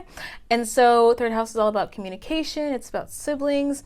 And so having the sun here for kind of like the latter half of August, you're definitely going to be very invested in your hobbies, invested in what kind of makes you happy on a sort of childlike level. 3rd house represents hobbies as well and what we do in our off time. So definitely you're going to be paying attention to your hobbies, maybe more invested in media or social media, how you communicate with people. There's a sense of curiosity really with the 3rd house, which is definitely a Gemini trait, being very curious. And also 3rd house represents courage as well, and our kind of courage to do things and accomplish things. So you might have a lot of courage to kind of pursue your curiosity and pursue your curious mind, pursue your hobbies. There's this kind of emphasized sense of hobbies and like doing things that aren't like super, it's not like they have the deepest intention or some sort of big plot behind it, but just doing things because it makes you happy, doing things because it's just like your hobby. Having that sort of childlike approach to the world is kind of like the energy of the 3rd house, and having the sun there for August, and especially you're having a 1st house transit too, so it's kind of like that superficial energy. So that's like that 3rd house sun being there starting on August 16th. So that brings me to the next event. Also on August 16th is Mars moving into Aries. So Mars is going into your 11th house, and I talked about that in the July predictions video, but the dates are now switched because I'm doing sidereal now. So the description I gave for the Mars transit in the July video is still relevant. It's just the dates are switched. So I'm not going to be too repetitive because I kind of already gave the description of Mars transit in the last video, but I will add that Mars is going to be entering the lunar constellation of Ashwini. Ashwini is all about this sort of like raw, unbridled energy. The symbol for Ashwini is a horse, and if you think about a horse, it's all about endurance, tenacity. Horses go very fast, they have a lot of energy, but yet they're very graceful too. And so with Mars entering Ashwini in your 11th house specifically, you're going to have this boosted courage and endurance as it pertains to goal setting, as it pertains to your long-term goals, your long-term vision. 11th house represents the goals we have that we execute over a long period of time. It's the house of Aquarius that's related to the Aquarius archetype, and Aquarius is still ruled by Saturn. So a lot of times with the 11th house, you can see your long-term goals, whereas like other houses, you can see more like short-term goals. But Ashwini gives you that energy to execute things in a very quick manner. Ashwini is a very quick-paced lunar constellation.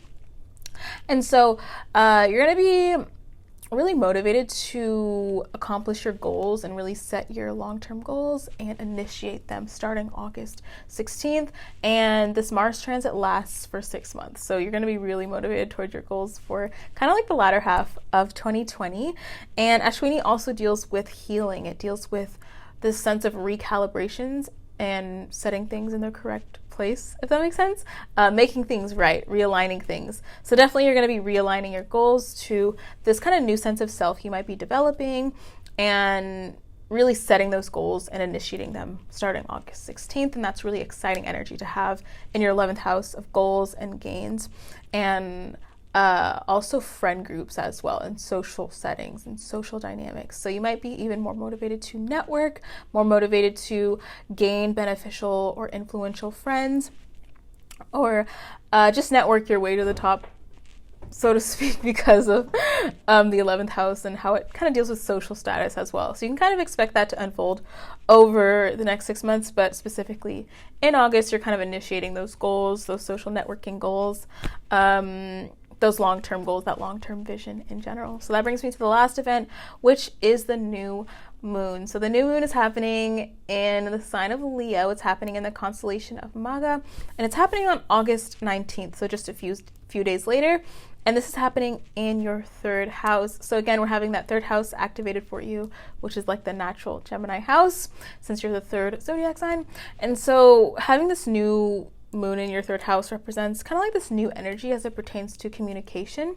You can be communicating with someone new, communicating with someone in a new way. I feel like this really represents almost like a new approach to social dynamics. There's this very social theme for you in August, especially with that 11th house transit and the first house transit, and just really how you present yourself in general, how you communicate yourself, how you project yourself.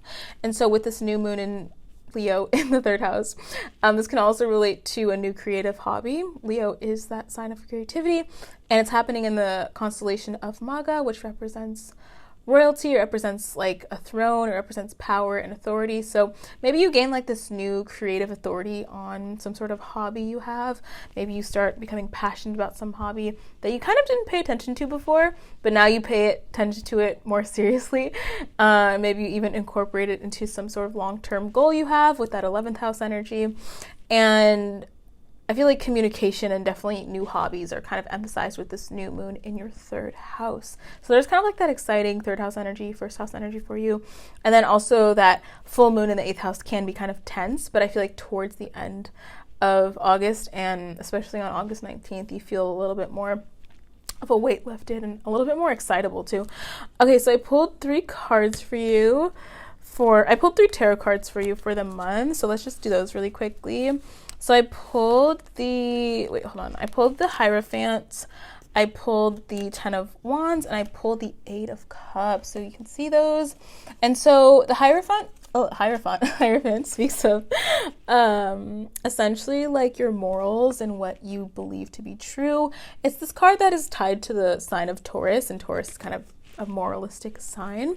And then also 10 of Wands represents burdens, and 8 of Cups represents walking away from some sort of emotional turmoil. So definitely I feel like in August, as it pertains to these cards, it really represents standing your ground in what you believe to be true and just standing your ground in your own self.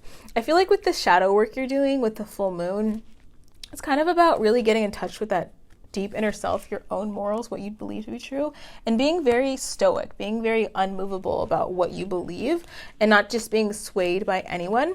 And 8th house kind of speaks of burdens as well. So I feel like that 10 of Wands represents you kind of carrying a certain burden, but kind of letting it go, or letting a part of that burden go with the full moon, because full moons do represent letting something go. So you may be letting go of some sort of burden.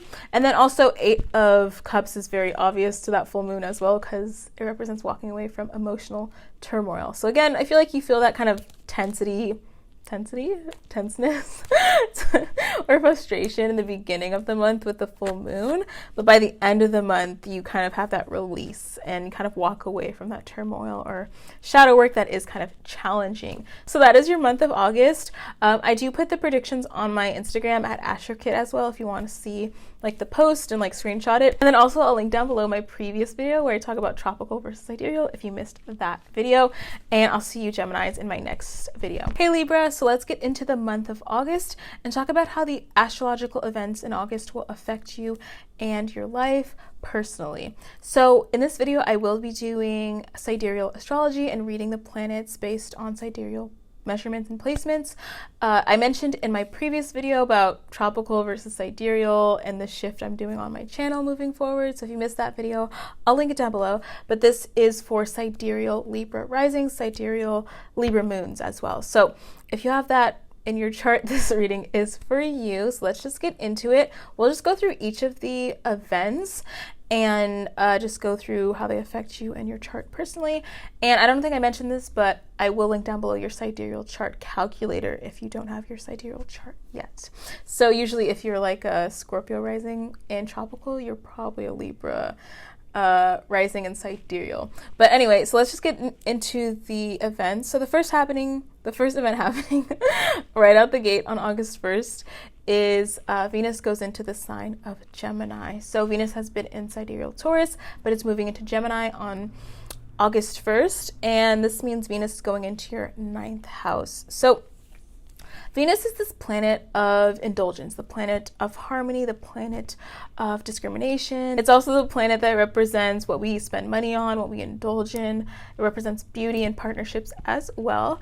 It is your ruling planet, right? So having your ruling planet go to the 9th house, the 9th house is all about travel. It's about expansion. It's about really expanding your boundaries, and really represents this theme of truth and this theme of optimism and manifesting. So definitely in August, from August 1st to September 1st, Venus will be in your 9th house.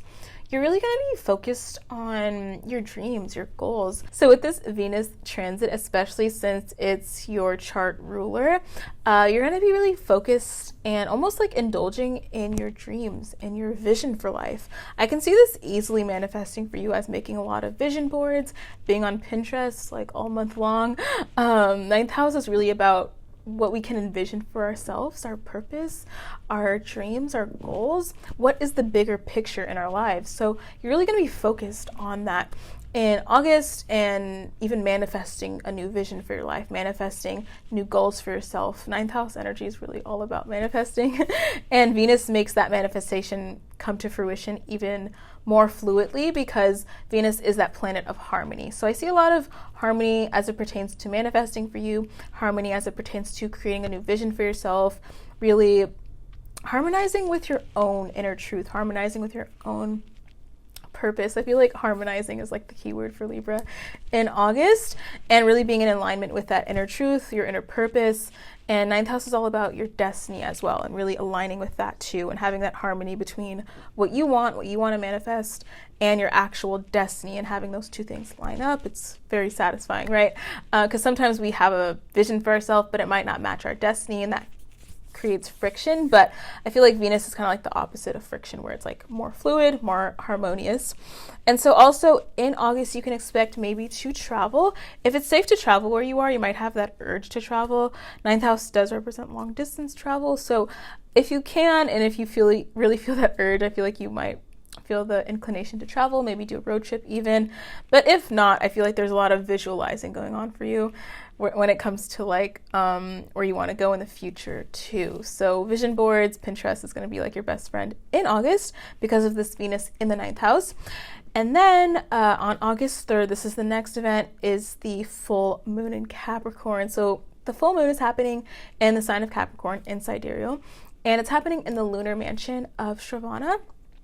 And so Shravana is like the constellation that represents how we connect with other people. How do we reach out to other people? It's a constellation symbolized by an ear. So Shravana and that constellation and people who have that in their chart are definitely people who tend to be great listeners, or people that are counselors, or people that are just good at connecting with others because they can receive information really well. And so this full moon is going to be in your 4th house. So the main energies with this full moon is definitely Saturn as well, because it's in the sign of Capricorn. The moon is going to be sitting next to Capricorn, sitting next to that whole Capricorn Jupiter-Pluto conjunction. So it's a very intense kind of almost stressed out energy, where we do feel that kind of restricting pressure of Saturn. And so it's happening in your 4th house. And so 4th house is about home, family. And so home and family has definitely been a theme for you, Libra, in the past couple years. You might have been going through a lot of transformation within your family, where you live, maybe some different conflicts within your family. There's a lot of things going on there, right?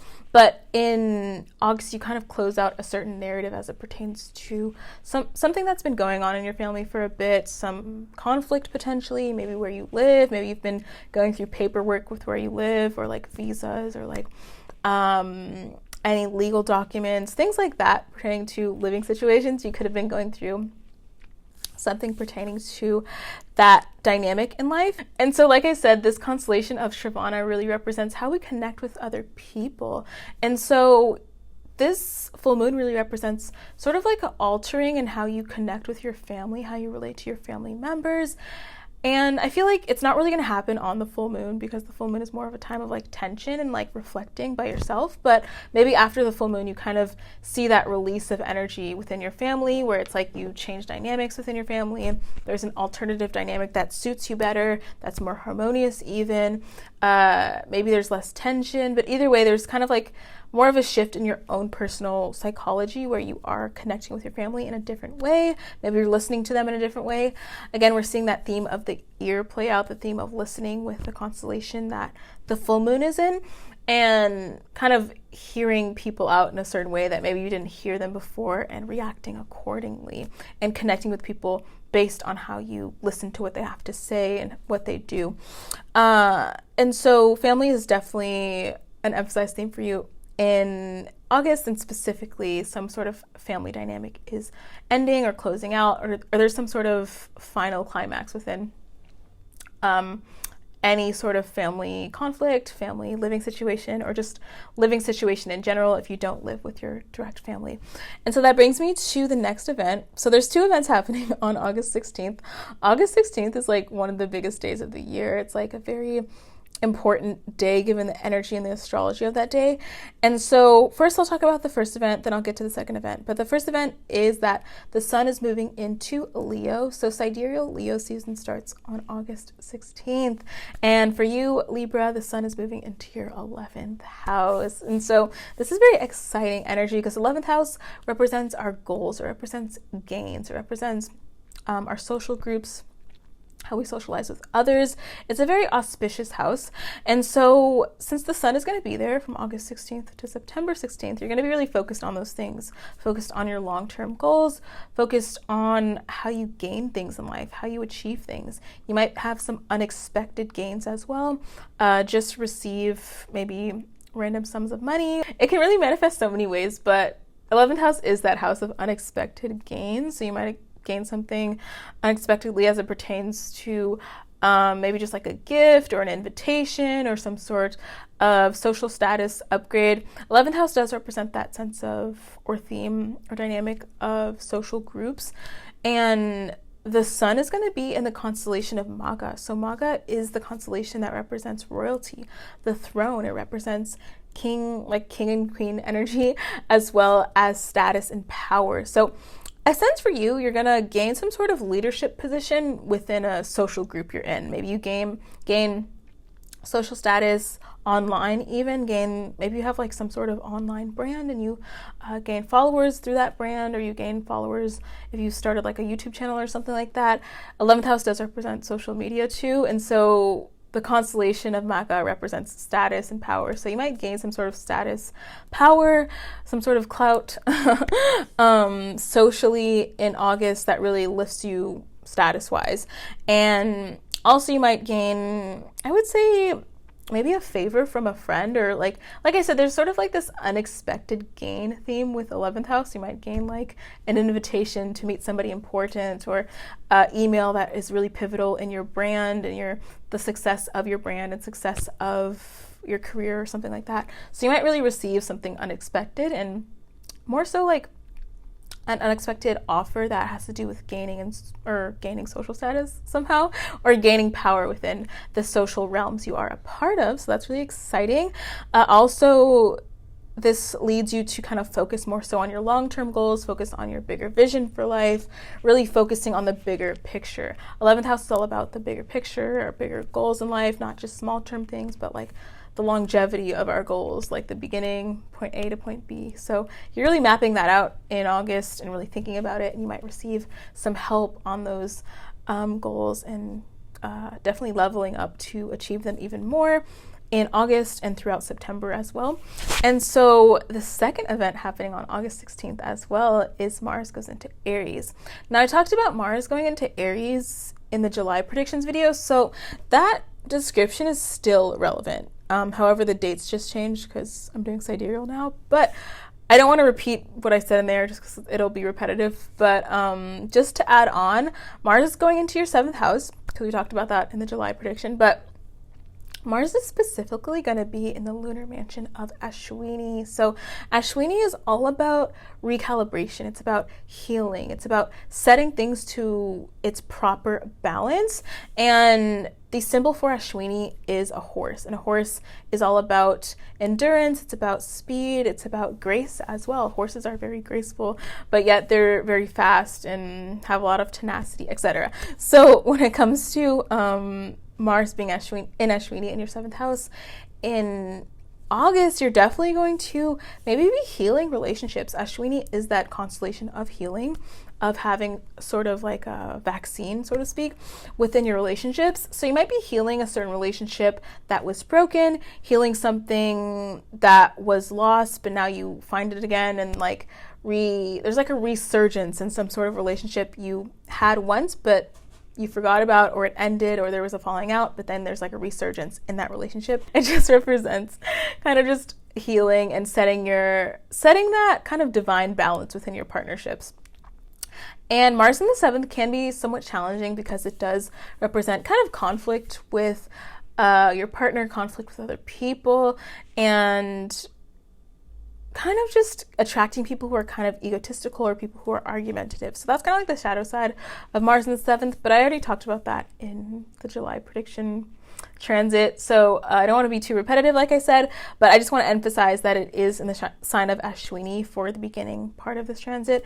It is a 6-month transit. So definitely healing relationships is going to be a theme for you in August. And so that brings me to the last event, which is the new moon in Leo. So this new moon in Leo is happening in your 11th house because your 11th house is in Leo. So this new moon is really pivotal because it's happening in that constellation of Maga, that constellation about status and power and kingness and queenness. And so with this new moon, it represents a new beginning and a new, almost like, I would say, a new storyline, or even like a new invitation. I feel like this theme of invitation is present for Libra in August. Like you might receive a really important invitation to something in August that really kind of changes the destiny of your life. 11th house kind of deals with destiny and life path as well.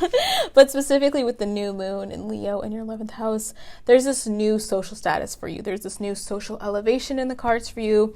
There's some sort of long-term goal that you've had for a while that is coming to fruition in August, or even in the beginning of September, because that's when this new moon energy really activates. It's kind of like Leo season, which is August and September. And so definitely there's some sort of new goal. There's some sort of goal that you had that's definitely coming to fruition with that new moon on August 19th. So whatever goal you've been kind of sitting on that hasn't really happened, expect it to come into its manifestation, into reality, August 19th. And even if there's no goal that you have in mind right now, definitely this is a good time to manifest for Libras, especially with this 9th house energy and like 11th house energy. This is peak manifestation energy, and I feel like there's a lot of luck on your side in August. And definitely there's like this invitation or this leap in social status for you, where you do become a leader within your social group, social status. Maybe your brand takes off, your social media brand, things like that. So that's really exciting. I pulled some cards for you actually for the month of August. So let's talk about those to finish off. I pulled this Queen of Pentacles, which is that throne I talked about, and I just pulled 2 of Wands as well as Page of Swords. So definitely I see you sitting on this throne in why did I almost say October in August. Well, maybe October. I wonder what's happening in October. Oh, Libra season in October. Okay, there's something, I don't know, I feel like there's something significant happening for you maybe in October or August, where it's like kind of like a financial gain for you. 11th house is the house of gains, and you're having that 11th house activation in August. So I see you sitting on that like financial throne. And this is also the card, Queen of Pentacles, of like someone who is enjoying the fruits of their manifestation. Like, you manifested something, it's here, now you're enjoying it. If you can kind of see it literally, she's enjoying her pentacle. Pentacle is a very materialistic energy. So it represents your dream, your goal becoming material. So definitely you're going to enjoy your material manifestation in August, or you set some sort of manifestation. It comes true by the end of August or September. And then you have this Two of Wands. So again, Two of Wands is like the energy of waiting for something, the energy of waiting for your manifestation to come in. And definitely that manifestation is coming in for sure. The cards are saying that, but you're kind of like, I don't know, you're just kind of like looking out onto the dock, like seeing whether it'll come in or not, and just being patient. And then Page of Swords represents that energy of initiating it represents like initiating a new conversation, literally. So maybe you initiate new social connections, new social networks, definitely networking is a theme for you in August. So definitely I feel like you might initiate some conversation that does kind of influence your manifestations and brings them to fruition. So your August is looking pretty exciting, Libra. And so I'll link down below the video I just did about tropical versus sidereal if you missed that video. And then I'll be putting this prediction on my Instagram so you guys can screenshot it if you want. My Instagram is at astrokit. I'll link it down below. So I'll see you Libras in my next video. Hey Aquarius, so let's talk about the month of August and talk about the events that are happening in August and how they will influence you on a personal level. Now, I am doing these predictions in sidereal astrology. So I mentioned in my previous video how on my channel, moving forward, I will be using sidereal astrology in my videos. And so if you missed that video, I'll link it down below. But this is based on the sidereal transits, calculations, etc. So if you don't have your sidereal chart yet, you guys can calculate it down below. But if you are a Pisces or Pisces rising or Pisces moon in tropical, you're most likely Aquarius moon in sidereal. So this is for Aquarius rising and Aquarius moon in sidereal astrology. So let's just get into it. We'll go through each of the events and then just talk about how they influence you on a personal level. So the first event happening is Venus moving to Gemini. So for you in your chart, Venus is moving into your 5th house. So that's really exciting energy because Venus really thrives in the 5th house. 5th house is all about indulgence. It's about indulging in things that are pleasurable. It's about harmony. It's about partnership. And the 5th house really supports that because it's also about pleasure, harmony, and partnership and romance. So having your Venus there represents you really spending a lot of creative energy on your passions, spending a lot of energy on your hobbies. 5th house is the house of hobbies, creative hobbies, and talents. So you're going to put a lot of your energy into that in August because Venus is going to be there from August 1st to September 1st, so the whole month. And it's going to be in the constellation of Mrgashira. So Mrgashira is the constellation that does have a lot to do with romance. It has to do with also fashion, decoration, jewelry, fragrance, things like that, and really exchange of energy between the opposite sex. So I definitely see a lot of romance for you in August, and we'll get more into that later in this reading, but definitely that's a huge theme for you in August is romance and dating and really pursuing your creative passions. Now, Mrgashira is a lunar constellation that is symbolized by a deer, and what do deers do? They run away and they pursue things, and they have that curious sort of fickle nature. So I definitely see you pursuing those creative passions, pursuing those creative hobbies, pursuing what really brings you pleasure, what really is your sense of or source of indulgence. I think indulgence and pleasure is going to be a huge theme for you in August, and you're going to be kind of relaxed. I feel like this is a very relaxing energy for you, very indulgent energy for you, where you do focus on maybe if you're into fashion, you're into jewelry, into fragrance, makeup, you're just putting a lot of energy into that. And so that brings me to the second event, which is happening August 3rd. So on August 3rd, the full moon is happening in the sign of Capricorn. So where's Capricorn in your chart? It's in your 12th house. And so this full moon is happening in the constellation of Capricorn, but it's also happening in the constellation of Shravana. So Shravana is a constellation that has to do with how you connect with others. It has to do with how you connect with people on a social scale. It also deals with how you listen to other people as well, because it's symbolized by the ear. And so having this full moon in the 12th house for you, it definitely represents this illumination of your subconscious mind and really putting that metaphorical ear into your, or like sort of like onto your inner self or your inner dialogue, and really putting that ear to your subconscious mind. What do you think of on a subconscious level? What are your subconscious thought patterns? That's really going to be illuminated with this full moon. The full moon's really lighting up your subconscious mind, your shadow self. And so this full moon is really unique as well because it's in the sign of Capricorn, and it's also sitting right next to, almost conjunct, Saturn. So that Saturn energy is really influencing this full moon, and it's influencing your 12th house specifically. And so Saturn energy, we know, can be very challenging and represent frustration and tension. So you kind of feel that tension of kind of like your shadow and like wanting to integrate it or wanting to do your shadow work, but feeling frustrated maybe on like how to express that shadow or how to let go of certain baggage. There's that kind of sense of frustration when it comes to Saturn energy. So you can kind of expect that on the full moon, but it kind of dissipates later into the month after the full moon is kind of like that climax, and then the falling action afterwards. And then the new moon, you kind of repair any sort of frustration that you had with the full moon. But we'll talk about the new moon in a second.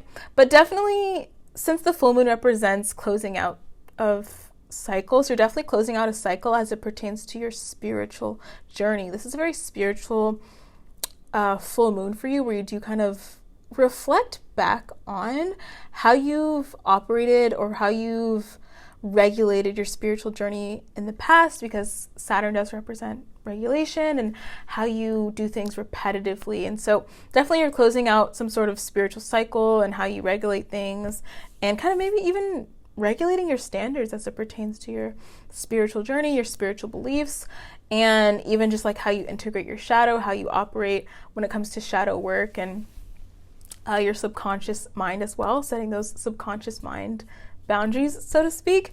And also just really being very reflective. I feel like with this full moon, you're going to have that urge to just want to like meditate, want to really just be alone even.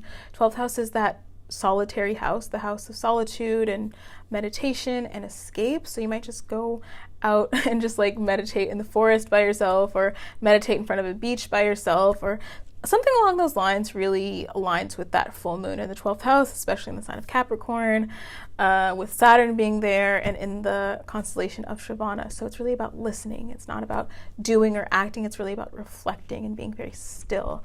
And so that's what I really see for you for this full moon, August 3rd. And so that brings me to really like the climax of the month. So on August 16th, it's a pretty big day in astrology. I would say out of the whole year, but really on August, obviously. But August 16th, there are two major events happening. So the first event is that the sun moves into the sign of Leo. So Sidereal, Leo season, starts on August 16th. And so the sun will be in the constellation of Maga, and Maga is the constellation that represents the throne. It represents power, authority, kingness, queenness, also that sense of status as well. And so that means the sun is going into your 7th house. So we talked about that romantic energy earlier with Venus going into your 5th house, but now the sun's going into your 7th house. So you're having both relationship houses, both romance houses, so to speak, activated in August. So with sun going into your 7th house, and also I think sun is your 7th house ruler since you're in Aquarius rising watching this. And so this means that your awareness is going to be really focused on partnerships. You're going to be focused on romance. You're going to be focused on who your partner is. Maybe you might feel more inclined or have the urge to get into a new partnership. This is definitely a good time for that. I definitely see potentially a new partnership happening for you, Aquarius, but we'll get to that at the end because there's like another part I want to add to that because of the new moon. But in general, on a more like everyday basis, having the sun in your 7th house, I feel like you're more focused on like self-awareness, but more so the perspective of yourself from other people, since 7th house opposes the 1st house. And when the sun is in the 7th house, we can kind of more easily see how people perceive us rather than how we perceive people. So you're kind of having that polarity shift in August, and having that awareness of like partnership and how people see you and boundaries you want to put in partnership. And partnership is definitely highlighted for you in August, and really that sense of perceptiveness, self-awareness as it pertains to how people perceive you. And so the second event happening on August 16th is Mars goes into Aries. So I talked about Mars going into Aries in my July predictions video, so that description still applies. However, I'm just using sidereal now, so the dates switched, but that description still applies. So I don't want to be repetitive and repeat it, but I'll just add that Mars is going into your third house, and specifically Mars is going into the constellation of Ashwini. So Ashwini is the constellation, it's the very first lunar constellation that represents the sense of willpower, this sense of drive, endurance. It's the constellation represented by a horse. So horses are very fast. They're very, I guess, they endure a lot. They can go long distances, but yet they're very graceful as well, very quick moving. And so having this in your third house is the house that represents courage, and it represents communication too. So having this Ashwini energy, Mars energy, Aries energy in your third house starting in August, it represents really having that courage to speak your mind, having that courage to heal things. Ashwini is the constellation that represents healing as well, especially on like a holistic level or like medical level. And this can also mark the beginning of some sort of journey you take. Maybe you take some short distance journeys in August.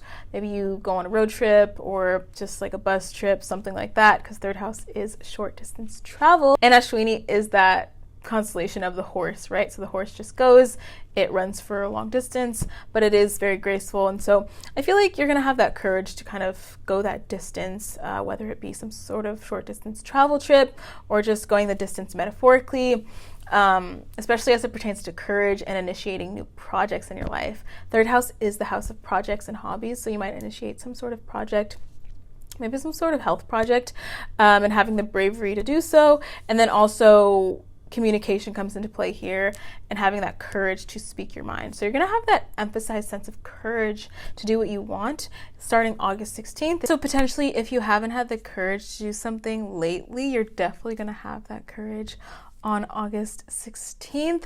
There's this emphasized sense of having that boldness and having that courageous energy you need to accomplish your goals or accomplish a certain goal that you've been wanting to manifest for yourself. So that's just like the theme of the Mars and Aries transit, especially having it be in Ashwini in the beginning of August or in the middle of August. But if you want the full explanation, you can just rewatch the July predictions video.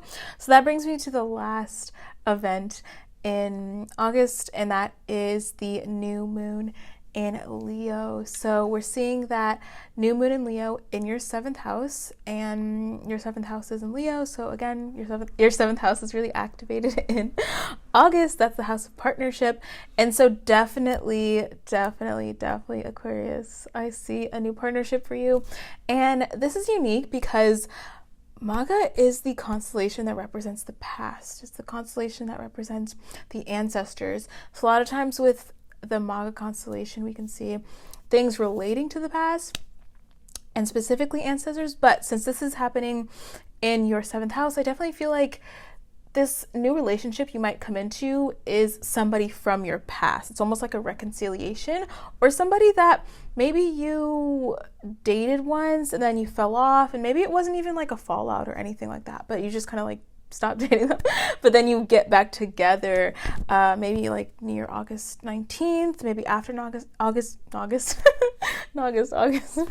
after August 19th, maybe in the beginning of September. Either way, this new moon's happening literally on August 19th, but this new relationship might manifest sort of towards the end of August or sometime in the latter weeks of August. But that's really exciting, and I feel like for a lot of you guys, it will be from the past. So we're having that past energy magnified by the energy of Maga, which is the constellation that the new moon's in.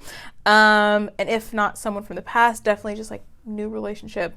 Maga also represents status and authority and just your positioning as well. So maybe there's like a new relationship status for you. Maybe you go from the talking stage with someone, or you go from the entanglement stage with someone to official boyfriend-girlfriend status. So status is definitely a major theme with this new moon.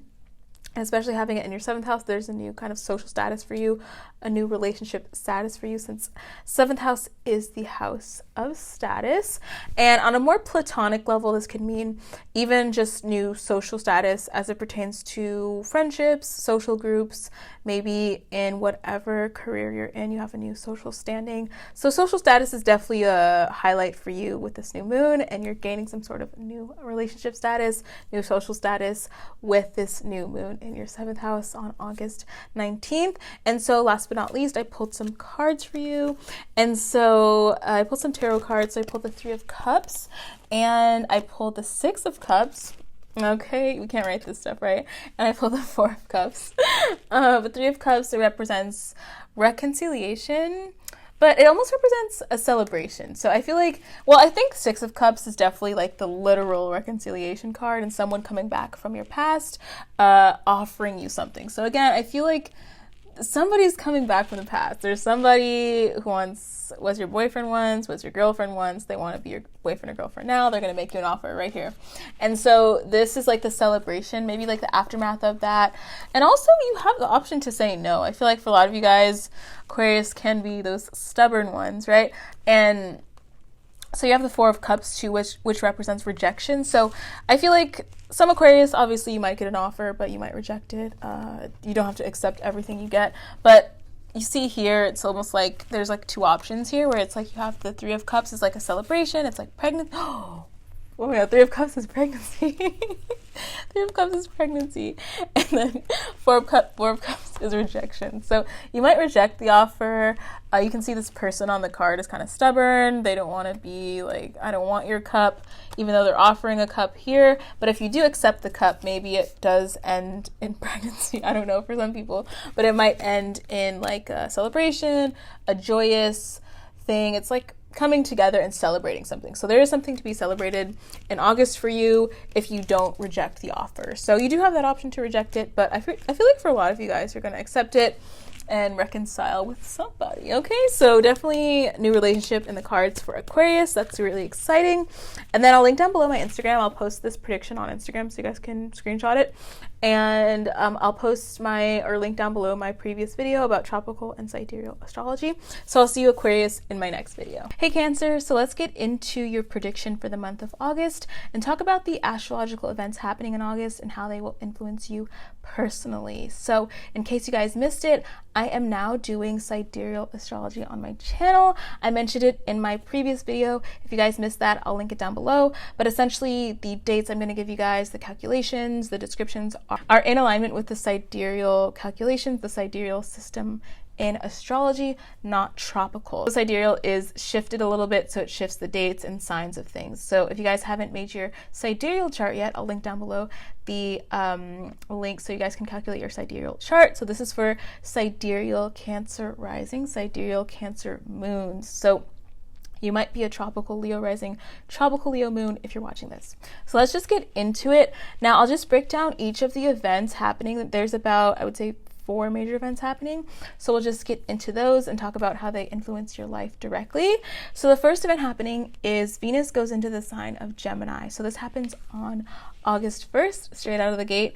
So with Venus going into the sign of Gemini, that means Venus is entering your 12th house.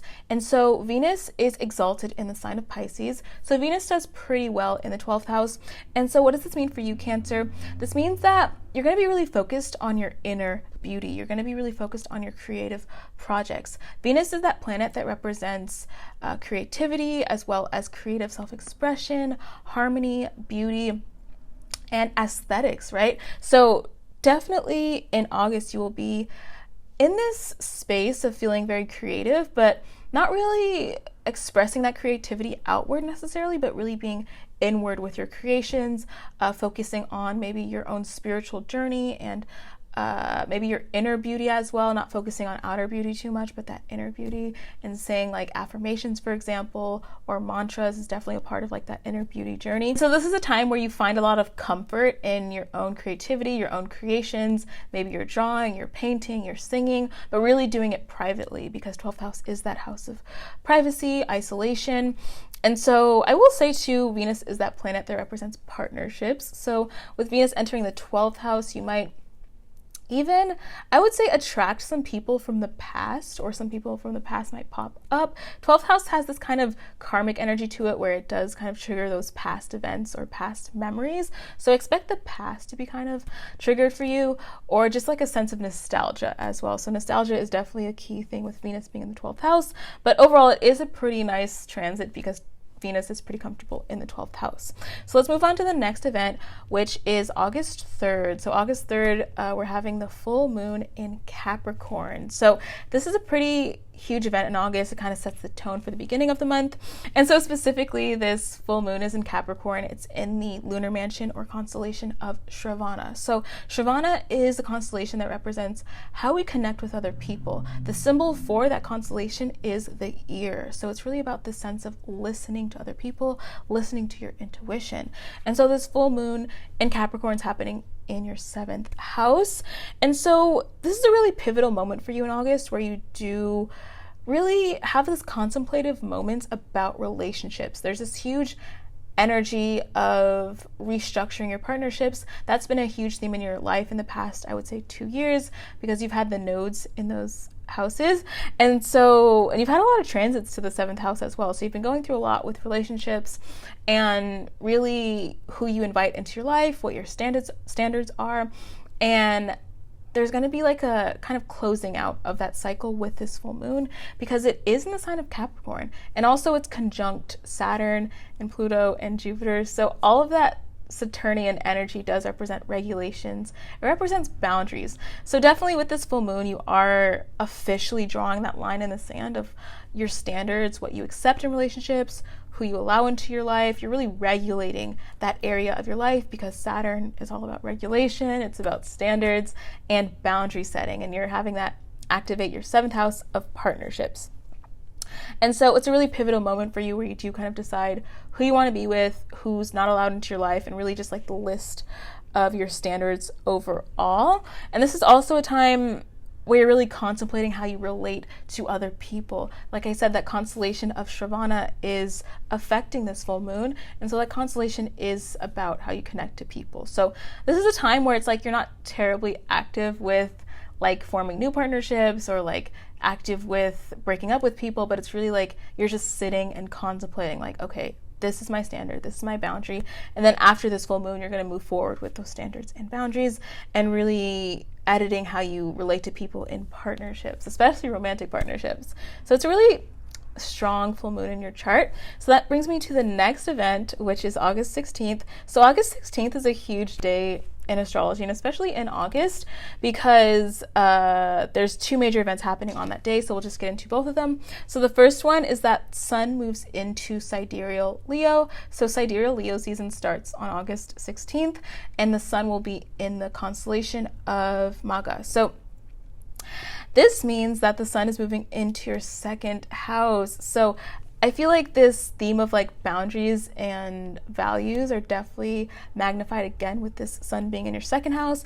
And 2nd house is all about values, your morals. What do you believe about yourself, your self-worth, your standards, also finances as well. So with Sun being in your 2nd house for Leo season, you're definitely going to feel this boosted sense of self-esteem. I feel like when it comes to boundary setting with people, you have to have that sense of self-esteem first, because if you don't have that self-esteem, then you don't know your value, and then you don't have standards. So I feel like in August, you're going to be really focused on your own self-esteem, your own self-worth, and Sun being in your 2nd house is really going to boost that confidence within you, boost that self-worth, boost that self-esteem. And so when you boost your values, boost your self-esteem, then you're not afraid to tell people to buzz off, not afraid to set those standards with people. And so definitely you're setting those standards in August, setting those boundaries. You're outlining your values, you're outlining your morals, and you're not taking crap from anyone. You're not engaging in partnerships that don't really uplift you or your self-esteem any longer after August.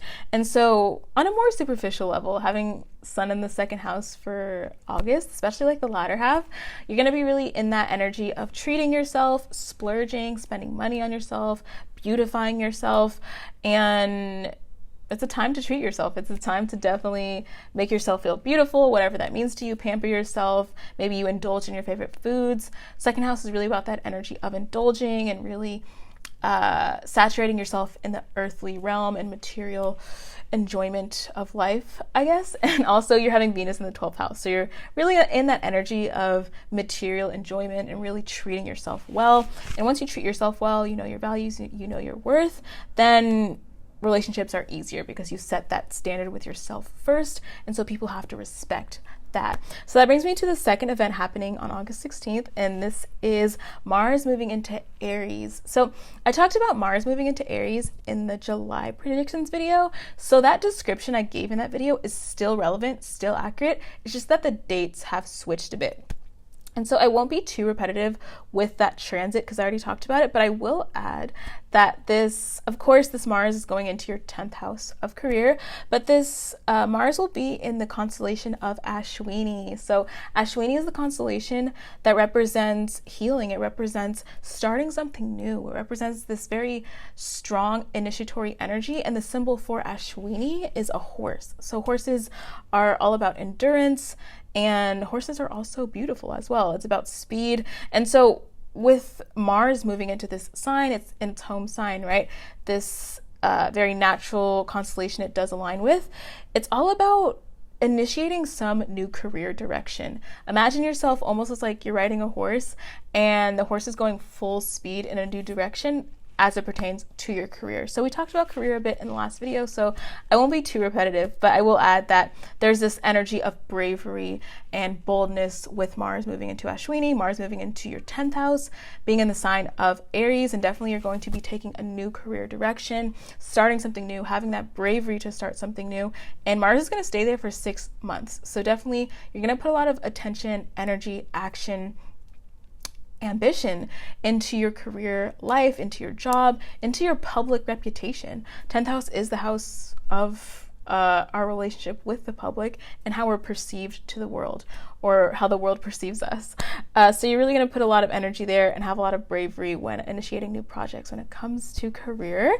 And so that brings me to the last event, which is the new moon. So we have that full moon in the beginning of the month. Towards the end of the month on August 19th, we have the new moon. It's in Leo. So again, we're having that second house activation in your chart. And so the new moon's happening in your second house. It's happening in the constellation of Maga. So again, I don't think I talked about Maga, but Maga is the constellation that represents thrones. It represents royalty. It represents kingness and queenness, and really standing in your true power. Maga is a star that represents power. It represents ancestors. It represents status as well. So with this new moon in your second house, I definitely feel like you're initiating a new, I would say, financial status for yourself, especially with Mars moving into your 10th house. 10th house, second house trines each other. And so definitely there's a new financial plan you might create for yourself, a new budget you might create for yourself, definitely a financial breakthrough of some kind. You might receive some sort of huge gift, maybe even some sort of inheritance or unexpected elevation in your finances in August with this new moon on the 19th. So that's really exciting. And I feel like this new moon is very much about finances for you, but it's also about, again, your values, your standards, what you believe to be true about yourself, your self-esteem. I feel like in August, Cancer, your self-esteem is going to be really boosted and really elevated, and you're not going to have any low self-worth problems, any self-esteem issues after this new moon, because you're really committing to this new version of yourself. This new version of yourself where you respect your values, you respect your boundaries, and thus you invite other people to respect that as well. So self-worth is really highlighted with this new moon especially, and for a lot of you guys, definitely a new financial breakthrough is happening. Maybe financial gifts might be given to you, some sort of financial elevation, status, really gaining the sense of financial power as well as personal power, because this constellation of Leo, of Maga, is really about that sense of power, status, the throne, right? So you're going to be sitting on your throne by the end of August with this new moon in your second house. And so I pulled some cards for you, so let's just do them really quickly. So the cards that I pulled for you is, I pulled the World card, and then I pulled the Three of Pentacles, as well as the Five of Swords. And so definitely with this World card right away, this is like, the World card is very much like a new beginning. It's an initiation of new energy. It's almost like you are like standing on top of something, where it's like you've worked hard for something, you have thought about something, you've reflected, you've done all the steps, and now you're really just looking and reflecting on what you've kind of created through maybe hardship. I feel like this really relates to that Leo energy, really activating your second house in August and having that sense of satisfaction of, okay, I'm basically standing on top of the world I created for myself. And so you also pulled the Three of Pentacles, so this relates to that like 10th house Mars that's going to be activated for you. Three of Pentacles is all about work projects, so you might be combining or collaborating with somebody on a work project. You might be communicating with someone. This is kind of like the energy of emails being exchanged, brand deals, or even contracts, or just like work collaborations in general. So you might be doing some work collaborations that do bring you money later on. There's like a new, it's almost like, I sense with these cards, there's like talks of a new project that you will be launching later on in the year or launching in August. It does have to do with professional endeavors in your professional life. And then lastly, we have the Five of Swords. The Five of Swords represents mental conflict. So definitely, I feel like you might have had a lot of mental conflict, and especially you might still feel that mental conflict with that full moon in the beginning of August, on August 3rd, because full moons can be kind of stressful and tense. And especially since it's in the sign of Capricorn, there's that kind of stressed out, frustrated energy. And so you might have a lot of frustration, especially beginning in the month. But I feel like by the end of the month and in general, there's this undertone of the world where it's like you are sitting on top of that world that you created for yourself, and there's going to be new professional endeavors for you. So that's really exciting. If you guys missed the sidereal versus tropical video, I'll link that down below. You guys can follow me on Instagram at AstroKit for more astrology content, and I'll see you guys in my next video. Hey Scorpio, so let's get into the month of August and talk about how the astrological events happening in August will affect you personally. So in case you guys missed it, I am now doing sidereal astrology on my channel. So I'll be doing your August prediction using the sidereal calculations, and sidereal astrology uses different dates and shifts the signs a bit. So my last prediction video was in tropical, this one's in sidereal, and in my previous video I kind of explained the difference and why I switched. So I will link that video down below if you missed it. But if you're watching this, you are watching it for your rising or your moon sign. So you might be a sidereal Scorpio rising or sidereal Scorpio moon. And in tropical astrology, that makes you probably like a Sagittarius rising or moon. So this is for sidereal placements. So let's just get into it. And so we'll just get into it. So there's about 5 major events. We'll go through each of them and then talk about how they influence your life directly.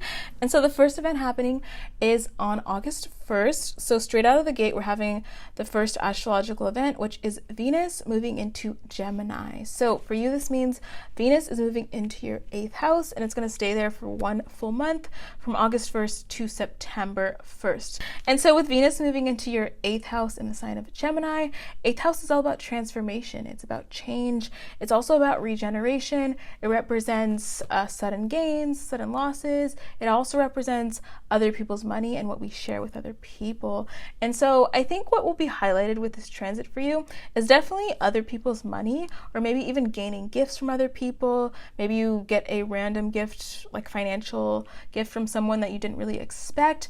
8th house does carry this energy of unexpectedness, and then Venus is that planet of that does represent finance. It represents romance, it represents harmony and beauty. So having it in the 8th house, I feel like you definitely might experience some sort of dynamic where you do gain financially from other people and gain maybe even gifts from other people. That's one manifestation of it. And the other main manifestation of it I see for Scorpios is that you definitely will be more in tune with your sensuality, maybe more in tune with your sexuality. 8th house is that house that does represent sexuality, and Venus is the planet of harmony, romance, and love. So definitely you have this intense focus or sense of intensity when it comes to romance for you, or sensuality, and really being in tune with your own sensuality.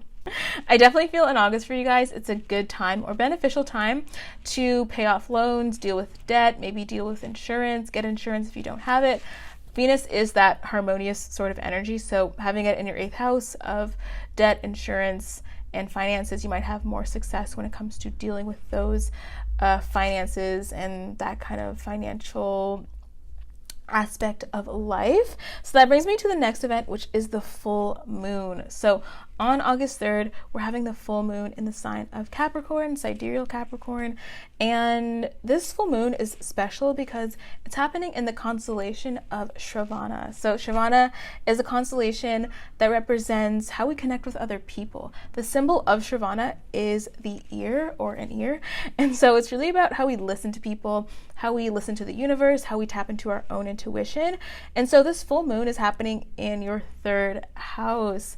And so the other unique thing about this full moon is that it's very much influenced by Capricorn, influenced by Saturn. The moon is going to be sitting next to Saturn. The moon is going to be in Capricorn. So the Saturnian energy does represent that kind of frustration. And so 3rd house is about communication. 3rd house is about siblings.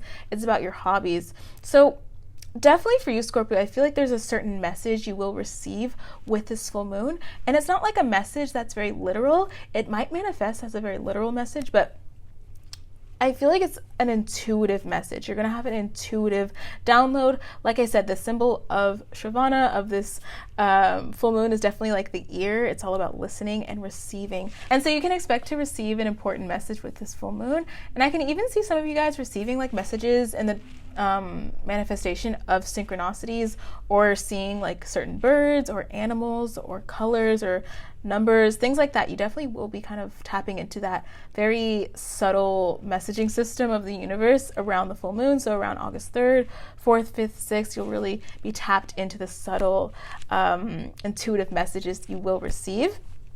And then also full moon in general is really about closing things out, and especially with it happening in the sign of Capricorn. Capricorn is about regulation, boundaries, and structures. So I feel like with this full moon, you will also be closing out certain hobbies. Maybe you are putting down a certain hobby that was more like a hobby that wasn't really productive for you, or a hobby that you feel like you don't want to continue with. You might be restructuring a certain hobby you have.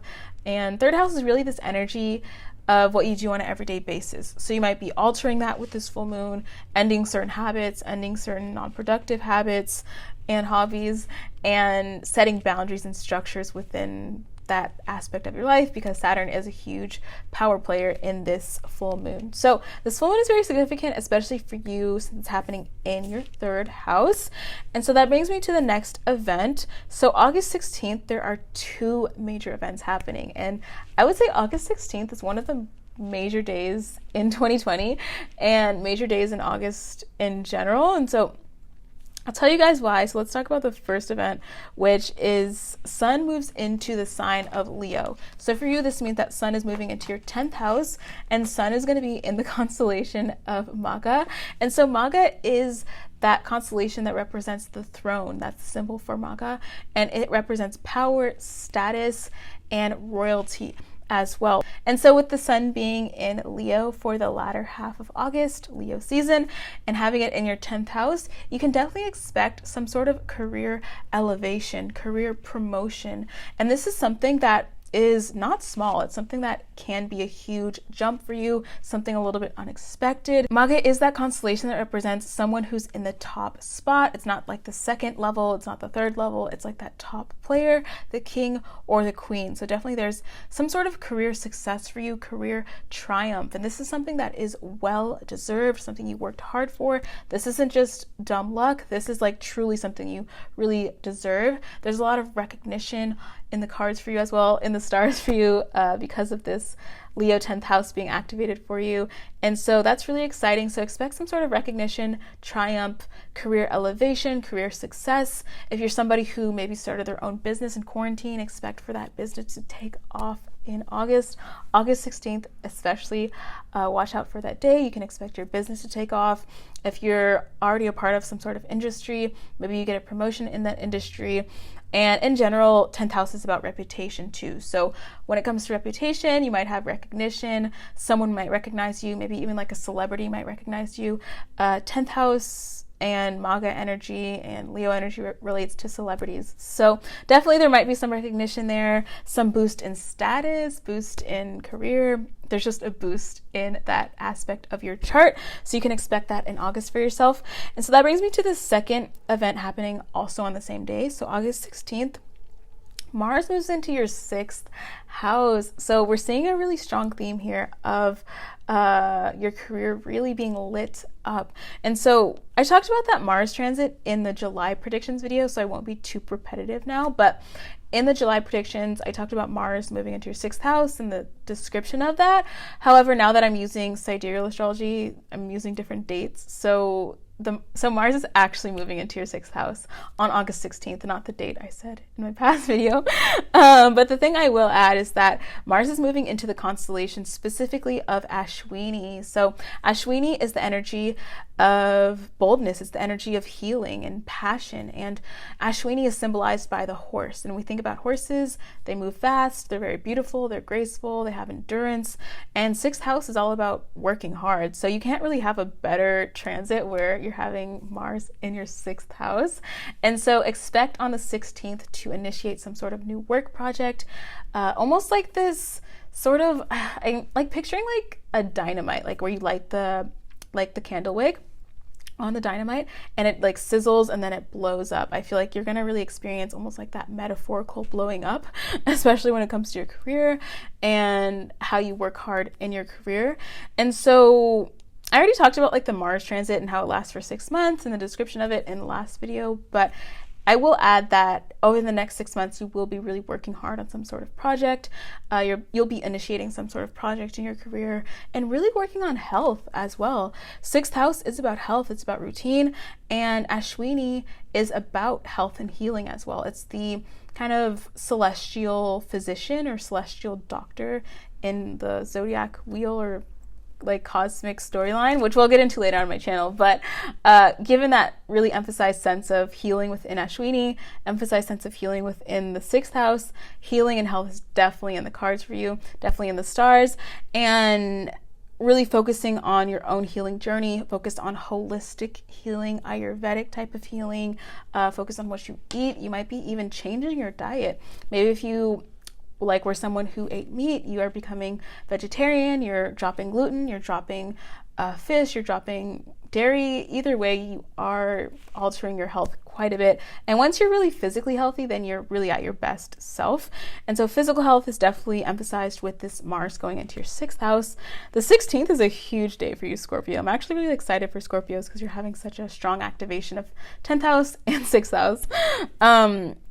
Which really spells success in your chart in the next, I would say 6 months or so. So that brings me to the last event, which is the new moon. So this new moon's happening on August 19th. It's happening in the sign of Leo. So again, we're having your 10th house being lit up. So new moons are all about new energy. And so whereas that full moon on August 3rd was a bit stressful, a bit frustrating with that Capricorn energy, the new moon is really about this new burst of energy. And so I feel like Scorpio is going to feel this the most, and it's going to be most visible to others where it's like you do have this elevation.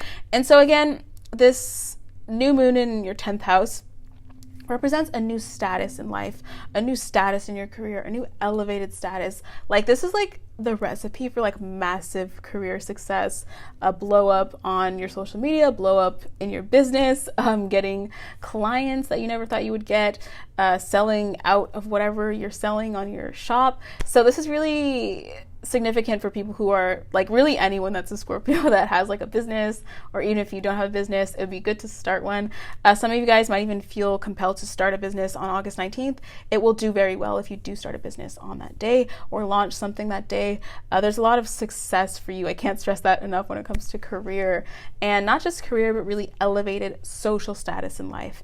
So whatever status you've been at or whatever status you were at, you're going to experience elevation in status starting August 19th, and especially even on August 16th when the sun goes into your 10th house and then the new moon happens in your 10th house in the sign of Maga, in the constellation of Maga that is represented by the throne, power, status, and authority. So that's really exciting. I pulled some cards for you, Scorpio, so let's do the cards really quick. So I pulled for you the Ace of Swords. I also pulled the Four of Wands, and I pulled the Two of Pentacles. So I feel like these cards definitely speak of new opportunities, new foundations being laid for you. Four of Wands is all about that financial prosperity. It's really about having your finances be exactly where you want them to be, having that foundation. The number 4 is all about foundations being laid. So you are really laying a really prosperous foundation in August. Fourth house is Four of Wands is a very prosperity themed card, and if you can see, it's 2 people on here that just got married. So romance might be in the cards for you as well, or maybe even starting a new relationship. But either way, there's this, I feel like this really relates to that 10th house activation where you are receiving boost in status, boost in career success, and really laying that foundation for success in August. This isn't just temporary. This isn't just like a fluke. It's like literally a foundation being laid that will change your life later on. And Ace of Swords is all about new opportunities, new ideas. So you might even get a new idea that really propels you to the top. A new opportunity is offered to you, a new contract that is very valuable.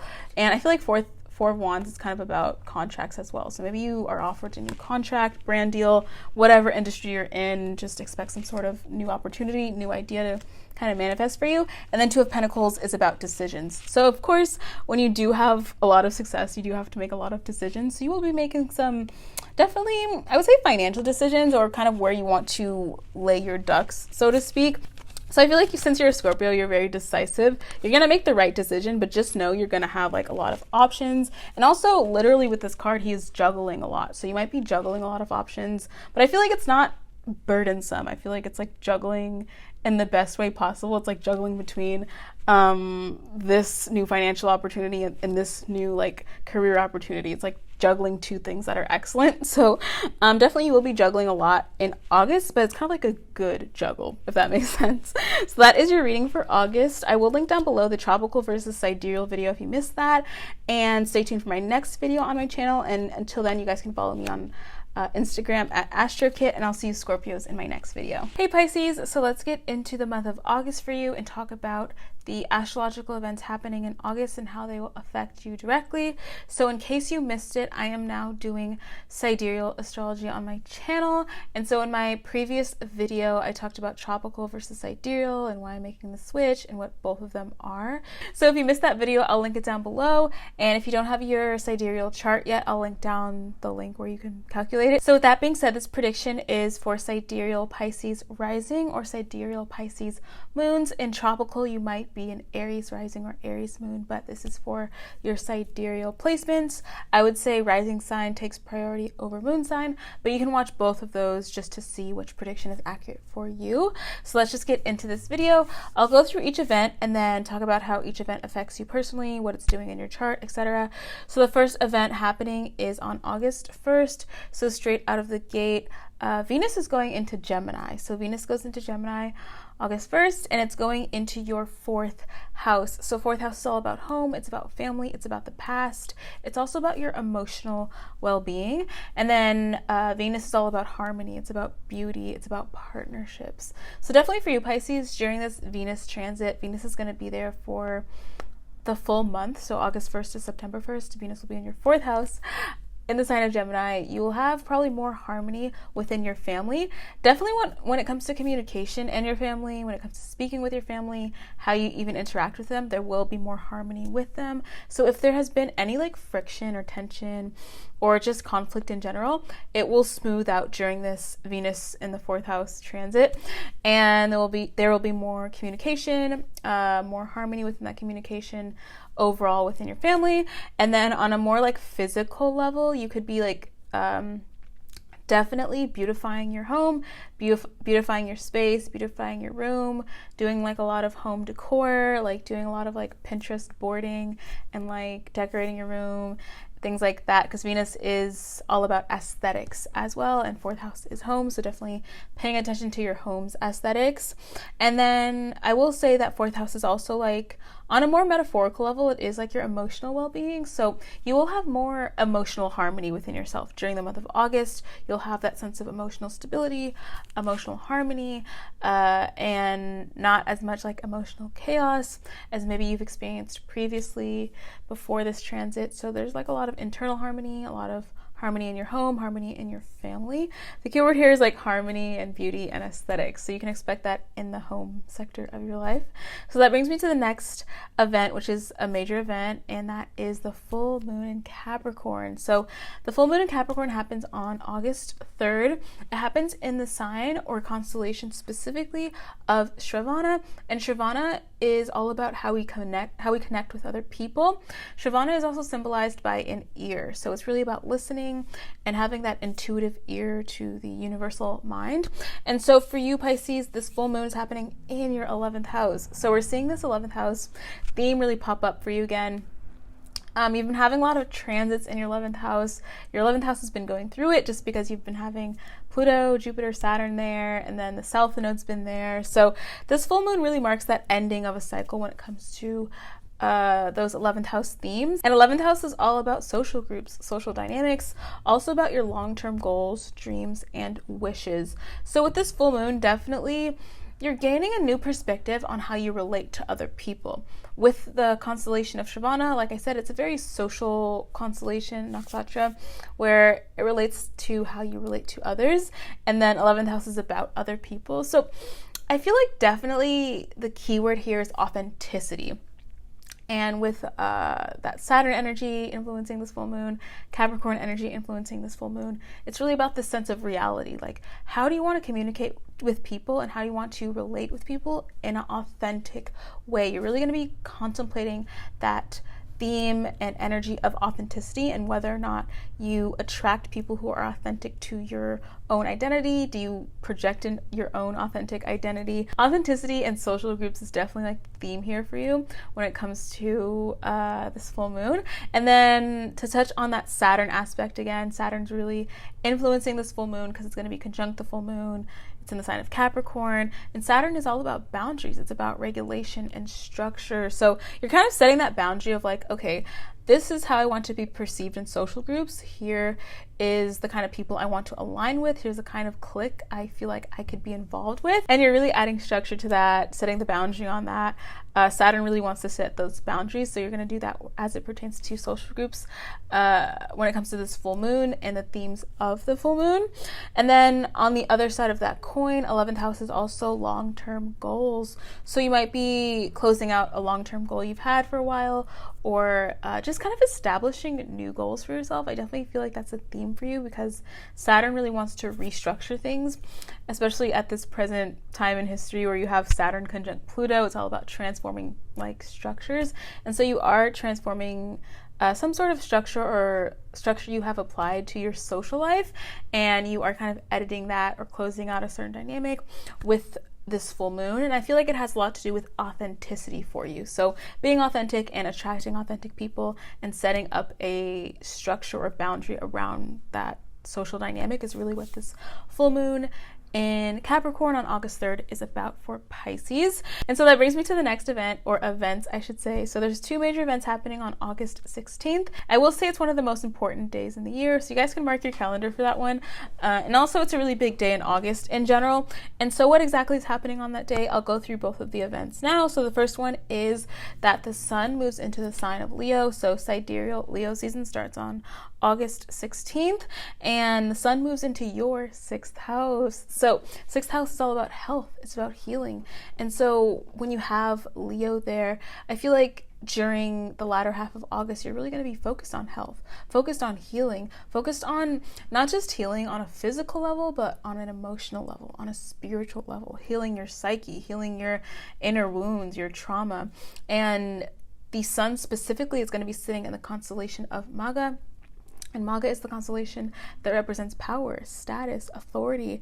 It also is symbolized by a throne. It really relates to this energy of royalty. So there's going to be like an elevation, so to speak, when it comes to health for you. And not just physical health, like I said, but really your mental health as well. And you might even initiate a new diet plan, a new workout routine. Maybe you cut out some foods that you don't want to eat anymore. Maybe you try a vegetarian diet or vegan diet. But you're really focused on health and wellness, and really just like healing your physical body. I feel like our physical body is so important. It's like our vehicle that holds our soul. And so you're really going to be nurturing your physical body and your spiritual body as well. And also, this is excellent energy because 6th house is the house of obstacles. And so when you have Leo there, and especially with the sun transiting that house in August, it represents you overcoming obstacles. Maybe potentially you've been experiencing obstacles in the past few months, especially with like all that energy in your 11th house. 11th house is about gains. So when you have like so many transits there, sometimes you can feel kind of blocked, or like your manifestations aren't coming through, or you're facing enemies that keep winning over you. But 6th house is the house of enemies and obstacles, but you have that energy kind of working in your favor in August, where you can overcome your enemies, defeat your enemies, easily overcome obstacles. The energy of Maga, the constellation that's within Leo, and the sun's going to be there in August. Maga is really about triumph. It's about having, I would say, triumph in winning over things. And so you're definitely going to be winning over some obstacles you've been battling. There's sort of like this triumph that is scheduled for Pisces placements. If you've been struggling with anything in your life, you're going to overcome that obstacle and find it a lot more easy to overcome conflict in general. 6th house is that house of conflict, enemies, debt, and things like that. But Leo kind of helps you and pushes you to overcome those things when it does transit, when the sun does transit that sign in your 6th house. So that's really exciting, and that's on August 16th, starting of Leo season. And so the second event happening on August 16th is Mars goes into Aries. So in my last video, in the July predictions video, I talked about Mars going into Aries. So that description I gave in that video still applies, but the dates are just switched because I'm doing sidereal now. So Mars actually goes into Aries on August 16th, but the description is still the same. But I don't want to be repetitive and say the same thing I said in that video. However, I will add that Mars is going into the constellation of Ashwini, and Ashwini is a constellation that represents health, healing. It also represents boldness, endurance, and initiating new projects. The symbol for Ashwini is the horse. And so this means that Mars is going into your 2nd house. And so you're having this new initiatory energy in your 6th house. In your 2nd house, trining your 6th house actually. And really this represents recalibrating your finances. The lunar constellation of Ashwini really deals with putting things in alignment and recalibrating things. So definitely you're going to be healing your finances, initiating new financial projects. Maybe if you haven't had success with finances, or maybe you haven't organized them properly, or you haven't made the amount of money you wanted, you're definitely making a new structure in your life, or setting a new budget for yourself, maybe coming up with a new financial scheme or revenue stream, anything like that. You're starting a new financial project, beginning a new cycle as it pertains to finances and what you own, how you earn money. And then also I will say that this transit is a full 6 months. So you're really going to be dealing with finances starting in August and then continuing to the end of the year. But I really go more into that in the July predictions video, so I won't repeat it. And I also will say 2nd house deals a lot with self-worth. It deals with values and morals too. So starting August 16th, I sense for you this strong sense of setting boundaries and setting a really strong line in the sand about where you stand in life, how you want to relate to people, especially with that 6th house energy and 2nd house energy. It's really about boundary setting and self-esteem and self-worth. So you're really beginning this new cycle where you do set this very distinct line in the sand of what you accept, what you don't accept, how you overcome enemies, how you overcome conflict, how you spend money, how you socialize, because those houses are activated for you. And this is definitely a pivotal moment for Pisces, just because Pisces is the sign that dissolves boundaries. So you can be someone who struggles with boundaries naturally, especially if you're like a Pisces rising, and especially as a Pisces moon as well. Boundaries can be a struggle for you, but it's kind of purposely set up that way because it's like the Pisces karmic lesson in life. So this is kind of like one of those karmic moments in life where you do set those boundaries and you don't feel guilty about it. I feel like that's another kind of theme in the Pisces archetype, is guilt and shame and feeling guilty about boundaries you do set. But in August, you're setting boundaries and you're not feeling guilty about it. And you definitely are overcoming those obstacles and conflicts you've been dealing with. And there's this huge theme of triumph for you in August. That brings me to the last event, which is the new moon. So the new moon's happening in the sign of Leo. Again, it's happening in the constellation of Maga.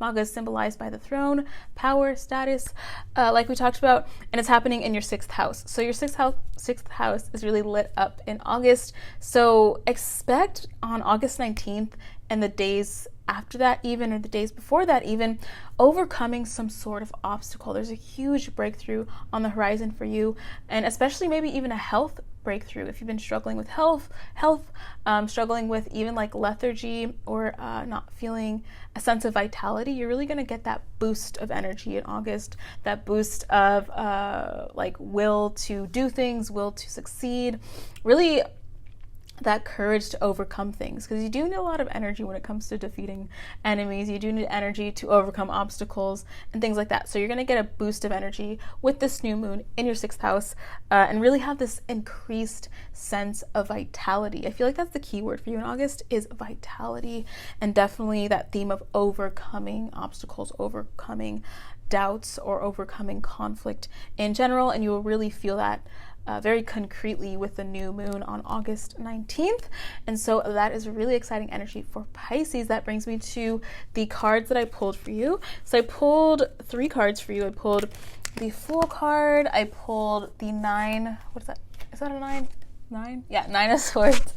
And then I pulled the 6 of Pentacles. So this Fool card, I definitely feel like this is you.